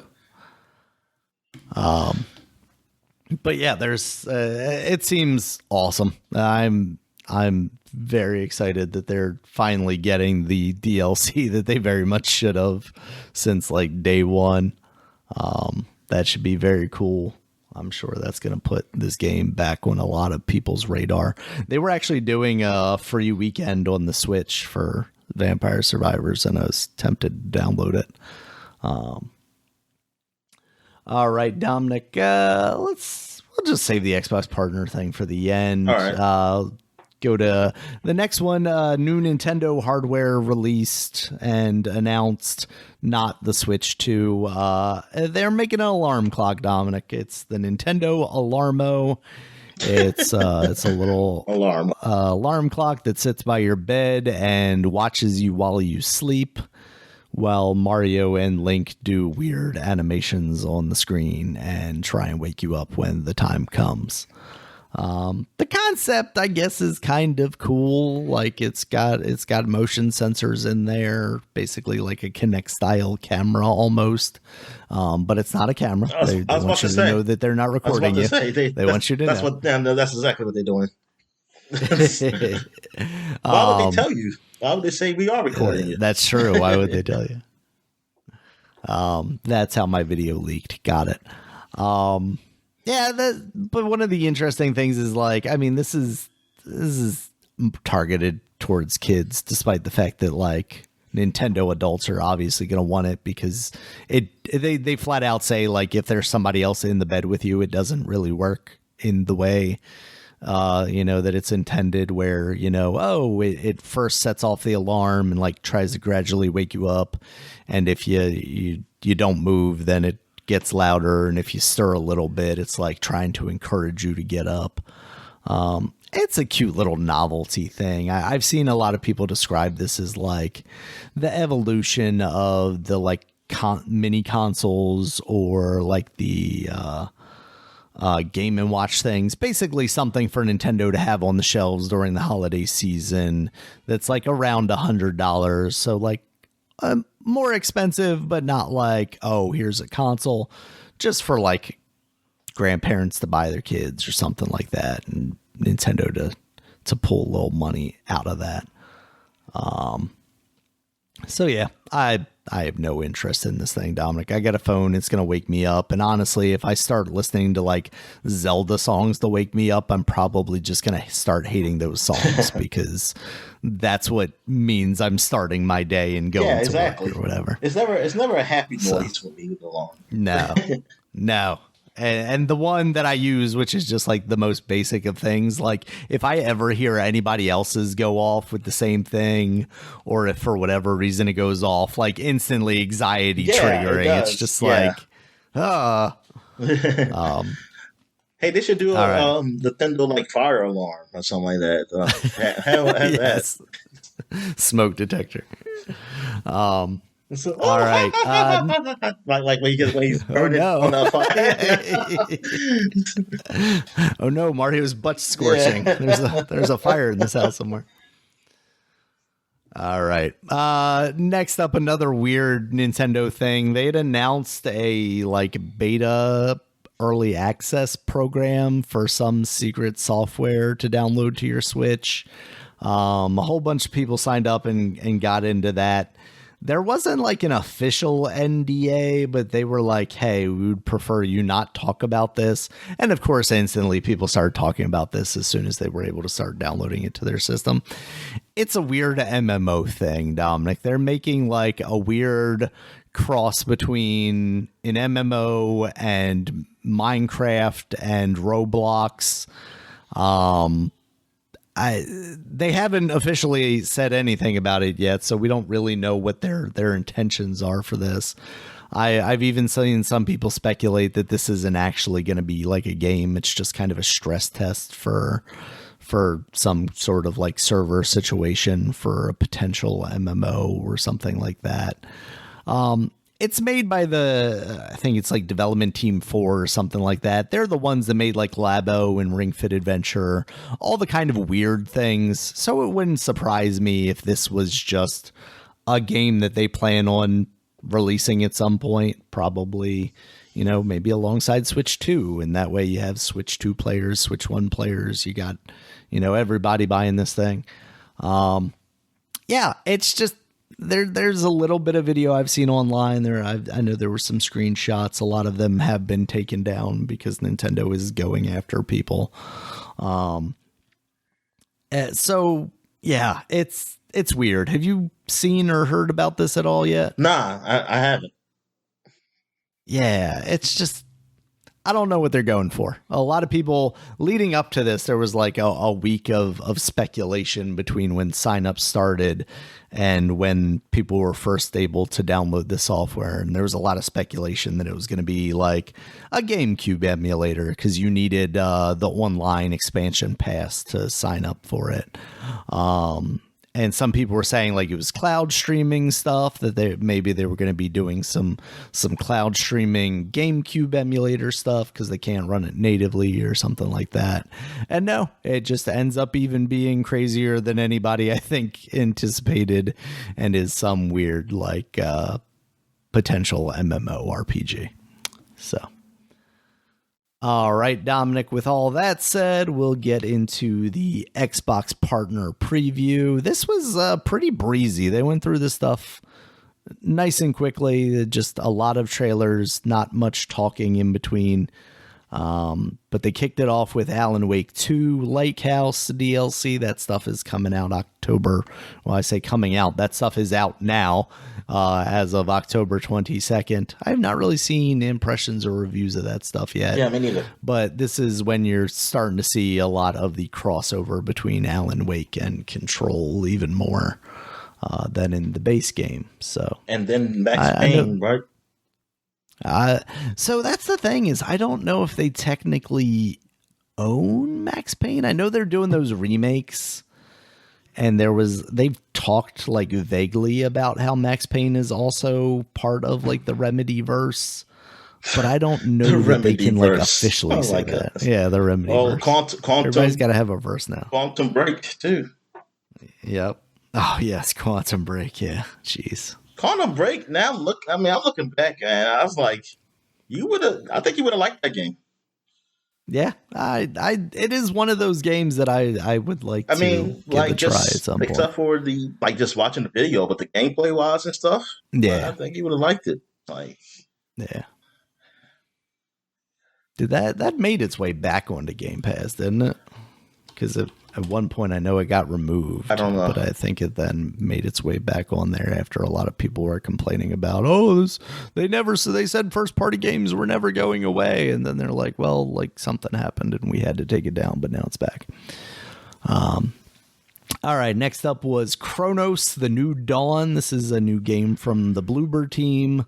They are the people that make the horror games. Yeah. And this was a creepy trailer, as basically like third person shooter, and you're playing as like almost a Big Daddy looking esque thing, character in like a diving suit, and in between elements of like him exploring, he's sitting there playing chess with an old woman who it seems like he maybe eventually kills or absorbs or something with his weird spider hand.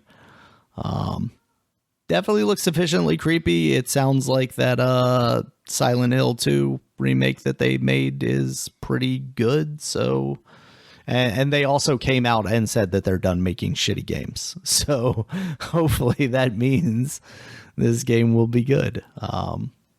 You gotta respect a team that's willing to just say, I'm done making shitty games. Yeah, I know. You're supposed to acknowledge your game is shitty. No, those old ones, they're shitty. The new one's not gonna be shitty. All right, next up, Dominic, was Blind Fire. This is a first-person shooter that plays with like light. It's supposed to be like real dark. It looked like Ghost Runner to me. Like the characters had those vibes. They had helmets with because at first I thought they were gonna say like Ghost Runner. I thought it was gonna be like, this is Ghost Runners and this is a multiplayer version of Ghost Runner. But yeah, that's that's early access. After that, they showed like a Dragon Pirate Yakuza in Hawaii that got bumped up a couple of days to February 21st, 2025. Man, I was hoping to see English. Just to confirm that is English. Yeah, it doesn't seem like they're going that way, Dominic. I know, man. They couldn't get Mark Hamill to talk for what's his name? Is that who originally played him? In the original one, in the original game. Man. He was a Joker. He was a Joker. They had so much voice talent in that first game. They bet the horse on that thing. And they lost the horse. They were like, oh wait, we don't have to do that to sell this game. We just have to be like super weird. Okay, we'll go that route then. Yeah. Because they just cut out the market here because it was like, I guess the first one didn't sell that well, I guess, and then I guess now people are like they liked it, and it's like, yeah, we don't have to. Mm-hmm. But they did English for Like a Dragon. The first one, right? The first and last one. Oh, they did for Infinite Wealth. I'm a little surprised that they aren't doing it for this one. That's the whole. Maybe that's they are. Hawaii's Maybe they just think language. It shows better. What's that? Hawaii's native language. English. Yes, it is. Once we force it. Once you force it. Yeah. All right. Next up, Dominic, Mouse PI for Hire. This is that like Steamboat Willie looking first-person shooter, and honestly, it looks great. Yeah, it does. Like the animation on it looks real good. Obviously, like gives kind of Cuphead vibes because you're doing this like retro style, but with very modern gameplay. It looks cool. That should be out next year, I believe they said. Following that was Subnautica 2. That's going to have co-op and access next year. That's pretty cool. Yeah. Do your underwater deep sea diving, and that's going to be on Game Pass. Animal Well, there's a trailer with Donkey doing the voiceover for that. That's out now on Xbox, not a part of Game Pass, unfortunately. Next up was Eden Zero. This is a licensed manga anime game, and it looked like an anime game. That's what you got. Like, you saw some big boobies in there, right? I'm sure I did. I don't remember. I don't remember what this game looked like. I don't remember it much outside of it just being like it looks like one of those anime licensed games, like a Naruto game or a Dragon Ball game, where it's just kind of like not necessarily like an arena fighter, but maybe like almost like a Dynasty Warrior action style game where there's just like a lot of stuff going on, but not quite that. Next up was Eternal Strands. This game looks like kind of Monster Hunter-y to me. It's like these big monsters that you're dealing with. Kind of an open worldy situation. And that's coming to Game Pass next year. After that was Mistfall Hunter. This is an extraction Souls-like. So getting all the keywords in there. Because people are big on the extraction shooter thing nowadays. It looks okay. It looks like one of those style games, though. You know, it's got the like drudgy European kind of Knights Templar kind of look to it. After that was Wheel World. This is like a bike-based adventure game coming to Game Pass. That looked kind of cool and chill. It has a very like cel-shaded, smooth art style to it. And you're just like traveling around on your bike, but also like there's races. So it's not just like a super chill thing. Like there's still some like competition there.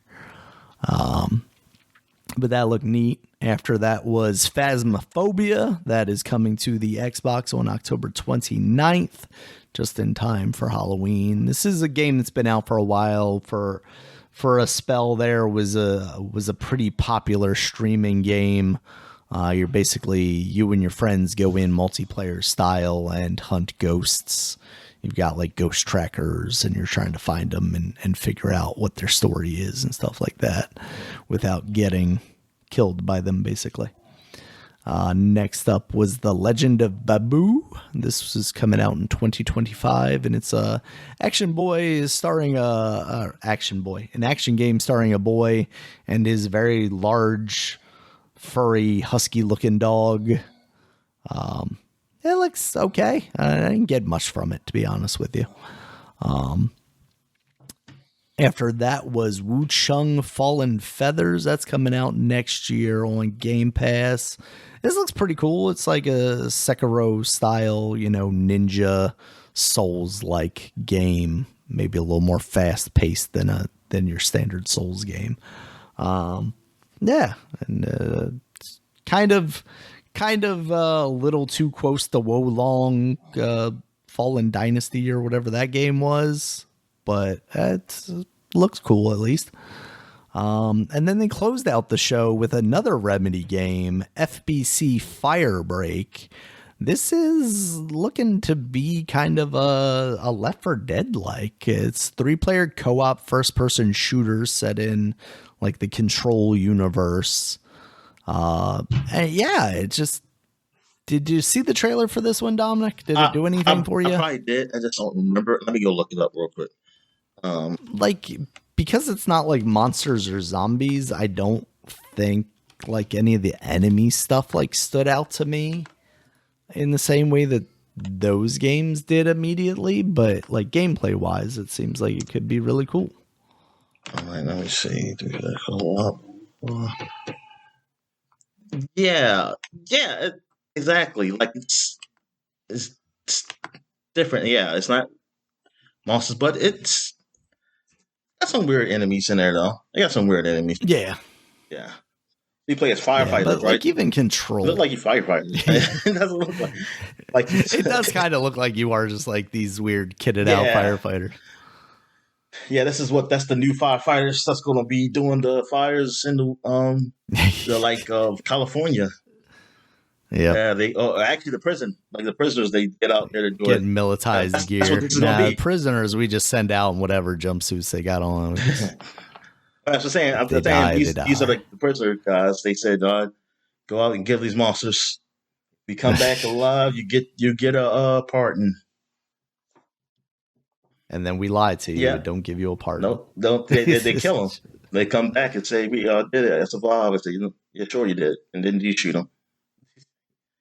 See, I would have said we kept them around in jail. So the next time, because we know they succeeded. So these are the good ones. Oh, man. Anybody succeed that, they coming back effed up. They can't go back out there. Well, yeah, that's why I'm keeping them. Now I'm keeping them in jail, Dominic. I'm sending them back out next time monsters come. Oh, yeah. That's what I'm saying. You just force them out there.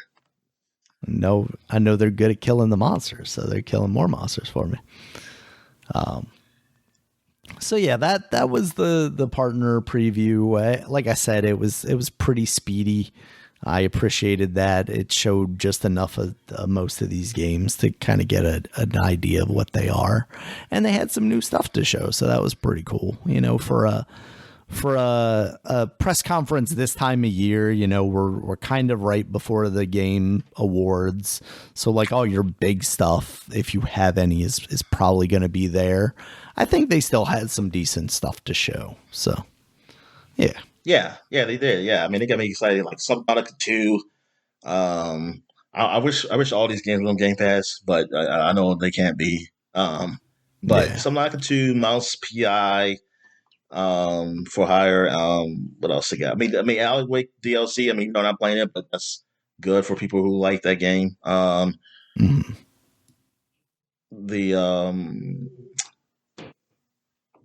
I think that's really the big one. It's probably another one I just can't remember from the titles here. But the FBC Firebreak. I mean, we'll see. I mean, I still want a nice co-op game. So looking for that. Yeah.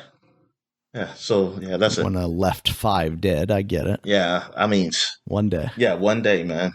One day.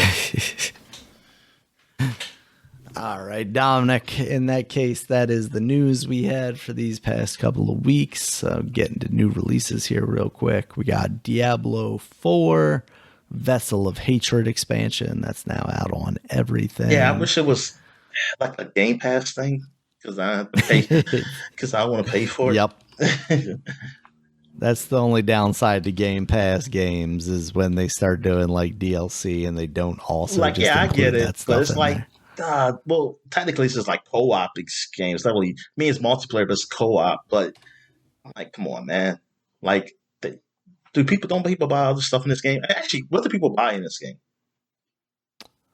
That's a good question. I don't even know. Skins? I guess they do. I mean, because it's nothing. It's probably nothing I don't care about. Yeah. Companions. Do you have that kind of stuff? You do, yeah. You do get, like a dog. I know the third game you did. So, all right. Next up, mentioned it earlier, but the Silent Hill 2 remake on PC and PS5. Oh yeah, I watched people play this. It looked pretty well. It looked pretty good. Yeah, I mean, I'm happy. I'm happy that it is because I didn't want it just to be a whole Resident Evil thing. That's good. I hope they can now. This would help get a new one, do a new one, and hope that does well. I wonder if they try and make a Silent Hill 3 remake as well, since those are the two that I think of for that series as being kind of the pinnacle. The Room. And then I gotta do The Room. And then they'll do The Room. Hey man, if we're getting to the point where they're talking about making like Resident Evil 6 or whatever remakes, then I think they can talk about making a Silent Hill The Room remake. Well, the rest 6 should be like remake as far as like it has nothing to do with this Resident Evil we had before. That's what it should be. We're trying again. Yeah. Yeah. All right, Dominic. Next up, Backyard Baseball 97. It's back, baby. Were you ever a backyard baseball guy? Yeah. Well, just for 1 year, but it was a good year. Was it 97? I don't think it was. I don't know if the game I played even went by years, but it was something I think either my sister had got or my dad had got for my niece and nephew, but I'm the one who ended up playing it. And like it was that summer, and summer in high school, I want to say. And man, that was fun because I thought it was just a simple game like you just play, but you had a season set up, and like you have these kids, man, different kind of kids. Like you pick what kids you want on your team from the beginning, I guess like a draft or something. And so, and I had like this big girl who was like, I guess like Ortiz or something, like David Ortiz, because she always said like baseball was very, very good to me. Or Sammy Sosa said that. I forgot who said that. I think it was Sammy. Yeah, maybe it was Sammy Sosa. But she can knock the home runs. Then I had my best pitcher was a guy in a wheelchair. And like, yeah, man, it was fun, man. And then you had like the world almost like the kids World Series thing, and like you see this really nice park you play in for that. I was like, wow, I didn't think they put like anything into that. And like, yeah, like they had the playoffs and stuff. It was a fun game, and I'm sure the games after that probably done a whole lot more. And because I was playing this game in the summer, I think between 10th and 11th, either 10th and 11th grade or 9th and 10th grade. I want to say 9th and 10th grade. So I can imagine what it's doing now. Like they added players and stuff now, like real names. But so this is like was this like the best one? Backyard Baseball 97? Was that the best one? I think it's effectively. I don't even know if they were doing like different years. I was about to say. Wait a minute. I just thought of that. I was like 97. Yeah. I was like nice. Yeah, they were. This is just like that old game. They're re-releasing it. Oh, okay. So that because it hasn't been available for a very long time. So, man, I might have to check that out then. Yeah, I want to see like what people are saying about it. Like, is it any good? Is there any real names in this one? No, this is all just the kids. They lost all the license. They said they lost the licenses. Yep, they should have teamed up with MLB. I mean, MLB's out there making crappy games. Why not let them use the license? Even though I like the kids aspect of it, but yeah, good. But it's fun to see like both together. Yeah, I mean, because you're seeing kid versions of them. Say, hey, this is this guy when he was young. See, this is Barry Bonds before he took the drugs. There you go. Look at how small his head was. Yeah. This is Sammy Sosa. He's not white. Yeah, he's like, All right, next up, Dominic. Dragon Ball Sparking Zero out on PC, PS5, Xbox Series X, X, and S. Yeah, I mean it's one of those games. You had mentioned it earlier, but you know, it's doing. I think review wise, it was doing well. It was doing okay, yeah. And even though, yeah, man, those people would get mad at the reviews, don't they? Because people say like, how could they not? When the guy was saying like how someone repetitiveness and stuff like that, say like this is what we like. This is for the fans. And I was like, if it's for if you're a fan, you don't need to look at an overview. You need to find a fan review. You look at, I mean, they're out there, the fan reviews. Like this guy is reviewing from a unbiased view of Dragon Ball. Like he's for me because I'm not a big Dragon Ball Z fan, and based on his views, it's like I tried it out, but I didn't want to buy it. It's I was like, dude, I mean, for most people, I mean, that is for most people. It's like, because no gaming except for like video games or something. Like, majority of people, like, it's probably more people that don't like the game than like it, but it still sell well. I mean, once you get enough people to sell. But yeah, like the Dragon Ball Z games, they're different. Like it's like I need that outside check to say, hey, this one's good. Like the Dragon Ball Z Fighter Z. Like, because some of y'all like regular the Budokai type of Dragon Ball, or Sparking Zero Dragon Ball more than that one. Yeah, which is just insanity. Yeah, it is insanity. But no, I mean, like they said, it's all right. Like I go play it, it feels like it looks like Dragon Ball and it's crazy and stuff, but I can definitely see it being repetitive. Like it is. That's how Xenoverse was. Eventually, I got bored. So I can see that. I mean, I kind of just want to do it because I haven't played those games in a while, and I do want to see some of the new stuff, like the new Super and stuff, because I didn't really see all that stuff before. But this game is going to sell. Like, I mean, it should sell well. I mean, I'll be surprised if it don't. I mean, I think it's going to sell a lot of things. I think all of them sold well, man. All the Dragon Ball Z games that come out. I think Kakarot did great. I mean, I know they had a lot of DLC and stuff for it. Yeah. All right, Dominic. Next up, we got Metaphor Refantazio. That's out on, most of the new stuff. Yeah. PC, PS4, PS5. You mentioned that earlier. Seems to be doing really well review-wise. Mm-hmm. If that was a Game Pass game, I would maybe give it a try. Whatever. Seems you don't kind of RPG. You don't play no RPGs. Get out of here. That's true. I don't barely play anything, period. Yeah. All right, next up, Darksiders 2 Definitive Edition. What? I did not they're know doing this was that thing happening. again. Yeah. For I had to PS5? find another pun. For PS5 and the Series X? Wow. Yep. Definitive. The super definitive. Yes, the super definitive. Yeah. Yeah. So all right. That's out now. We also got Just Dance 2025 edition. Dominic. I didn't know Darksiders 1 came out with one. Did they? Did they have one? Oh. I mean, I just assumed if you're going to do Darksiders 2, you did Darksiders 1. So they didn't do one. PS5. They put that Darksiders, what is that? The War Mastered edition. Yeah, the War Masters. Let's see. There's PS4 edition. I don't see. Oh, okay.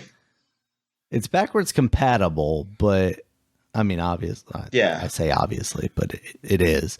But yeah, it doesn't look like they have like a PS5 specific version of that game yet. So. All right, next up, Dominic. Neva, that is the new game from the Greece studio. This one actually looks like it has like combat and stuff in it. Okay. I'm interested to give that a try. It's very beautiful looking. Neva. You're walking around with your fox with a tree growing out of its head. Okay. Next up is Squirrel with a Gun. I feel like we mentioned this already. It might have came out on PC. Yeah, I think previously. Okay, yeah, it came on PC because I'm about to. Okay, Yeah, you have that's PS5. on PS5 and Xbox Series now. Yeah, that game looks so everybody crazy. can shoot people. Squirrel holding a real size gun, like to shoot people. They know what they did. Next up, Animal Well, mentioned that earlier, that being out on Xbox now. Super Mario Party Jamboree is out on the Nintendo Switch. What was the other one? Seems like called Superstars, I think. Yeah, I've seen mixed things on this. Like, people are really positive on it, like, oh, this is the next best thing in that. And then I've seen other people who are just accepting that Superstars is better. Just accepting it. I think that's what it is. They say, look, this is going to happen. I might as well this was never good. That's like, oh, this is going to keep coming out with new ones. I might as well just like it. Yeah. We also had Unknown 9 Awakening come out on PC, PS4, PS5, Xbox One, Xbox Series X. This is the one that I was trying to think of the name of a couple of weeks ago, where you're like the sniper lady and then you can possess people and move around. Is this another Forsaken thing? Or, I mean, I don't know by dialogue, but I know the reviews, I didn't see reviews weren't that great for it. Yeah, reviews are pretty mediocre. It seems like what is it? Double A quality stuff. Yeah, what is it compared to Forsaken? Yeah. Yeah, there's a lot of people on Steam because this is the girl who's the actor PS2 level and from The Witcher, right? Is that what it is? Is that what it is? Let's see. Unknown 9. I have it open here. Bam, bam, bam. Actress. But yes, she's the one that played Yennefer. Yeah. Okay. Yeah. All right. That sucks because that was kind of interesting in the game. Yeah. I think the most level-headed review I saw on Steam was like, is this awful? No. Is it great? No. It's just a mediocre game. All right, next up, Fae Farm. Dominic, if you didn't get your fill with Animal Crossing or Disney DreamWorks Valley, you can build a farm in Fae Farm. PS4, PS5, Xbox One, Xbox Series. I believe that's the one from Square Enix. I wonder if this a person who just like farm games. I mean, it's kind of farming simulator, fantasy games, and they just eat this shit up. Like, they just get all of it.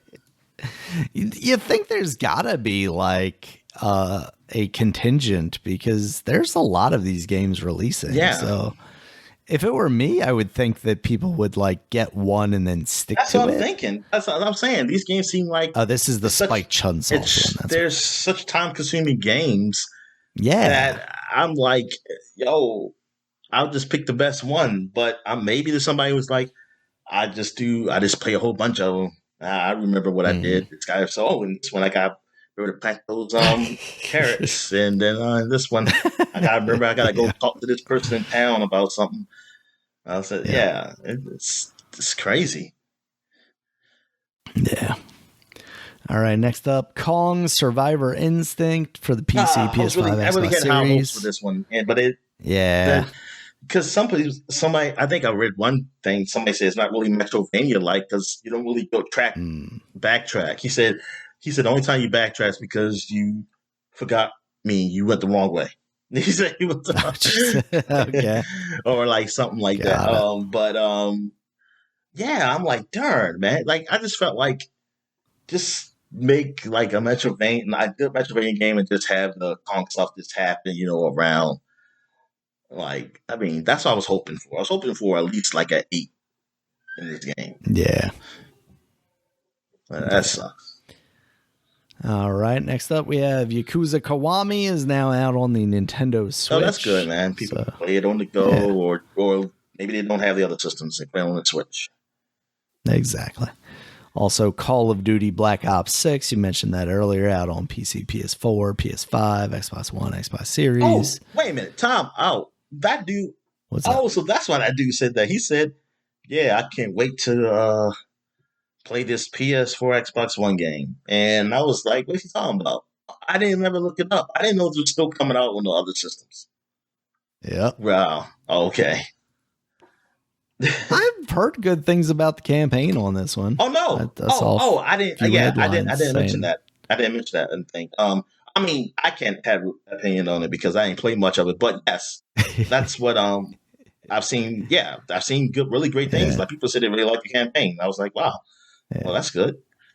And you said this one is streaming, right? Yeah, that's streaming. Yeah. So might jump into that just because there's no way I'm downloading 300 gigs of Call of Duty just to play this campaign or something like that. Like I'm sorry, those days are done. Like if I gotta download something, like now I'm at the point I gotta put it in a new hard drive just to play this game. Like I'm at the point where now like certain games, like especially ones that either I know they can't run on my PC or they're just so big.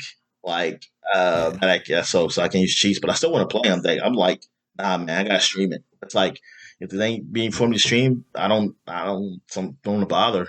Like putting, especially those games be huge. Like just taking up too much space. Yep. All right, and then we have the best game, Sonic Cross Shadow Generations. Dominic out now on PC, Nintendo Switch, done a lot. PS4, PS5, Xbox N Series. Like I just because I was watching Donkey's video on it, and there was a lot of content for Shadow, and I didn't think it was he said that he said like I thought it was just gonna be a couple levels with them, and that's what I think. That's what I thought. I didn't think it was gonna be much, but I think he even compared it to like a Bowser's Fury kind of thing. And I was like, I had heard some other people reference it in a similar fashion. That sounds pretty cool. Yeah. I mean, it's like Sonic Generations wasn't great. I mean, it was okay. It was okay. For me, it was just like the side scrolling parts were the best, and 3D1 stuff was like I could do it. I'll do it. But yeah, I'm like, oh, that's cool that they actually put some work into this and with the Shadow stuff, even though I'm not a big Shadow guy. I'm more of a Metal Sonic man. I don't like the original antagonist. That's what I'm saying. I'm thinking like that's the Sonic, and then you got Shadow Sonic, that Robotnik, because they even go to the backstory like Dr. Robotnik. I don't know if that was his father or what, like worked on him or something, and like he has these genes. I was like, oh, come on, man. I say, come on, y'all just changing everything with that, man. And tell me Chad like the coolest dude. And say, no, man, Sonic is supposed to be cool. Like Sonic is supposed to be the cool one. That's who he is. I mean, you can make something evil or something. I don't know. See, it came too late. He came too late. If Shadow would have came maybe when I was younger, I would be into him. But nah, and I kind of wish Keanu Reeves was talking for Knuckles in the new movie. Now that Keanu Reeves is like he's Shadow, I'm like, darn. I kind of want Knuckles to be Keanu Reeves. And Shadow, I don't give a damn who the else. I want him to be my guy. Yeah, he could be Idris. Actually, yeah, Shadow could be Idris Elba. Yeah, you can have him. I'm not a big Idris Elba guy. Like I'd rather have Keanu Reeves talk for Knuckles. But now I said, darn, man. Well, at least I guess that makes it Shadow cool for me. Like I said, I can deal with Shadow now. At least Keanu Reeves talking for him because that ain't my guy. Like anybody after Knuckles. After Triple Trouble. After Triple Trouble. Because finally going back to get my what's his name? Silver, whatever. I don't know. That silver thing, whatever. Finally bringing him back.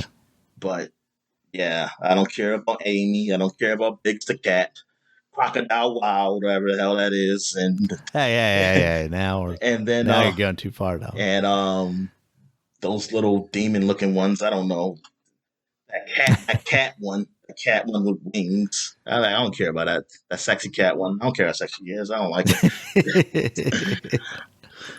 I don't need to play games with her. There's other content. All right. That's it. That's it. All right. Yeah, darn, this is new now. I mean, yep. We'll wrap this guy up. Thank you guys as always for listening. You check us out on Twitter. Dominic's at DStarworth5. I'm at Regulus MB. The podcast is at Superpod, SUPAPOD. Superpod.com is the website. It has all of our previous podcasts as well as links to all the places you can find us, including YouTube, where there's a video version of this podcast, as well as iTunes, Stitcher, YouTube, Music, Amazon, Spotify, any of those places. Until next time, guys, talk to you later. All right, see ya.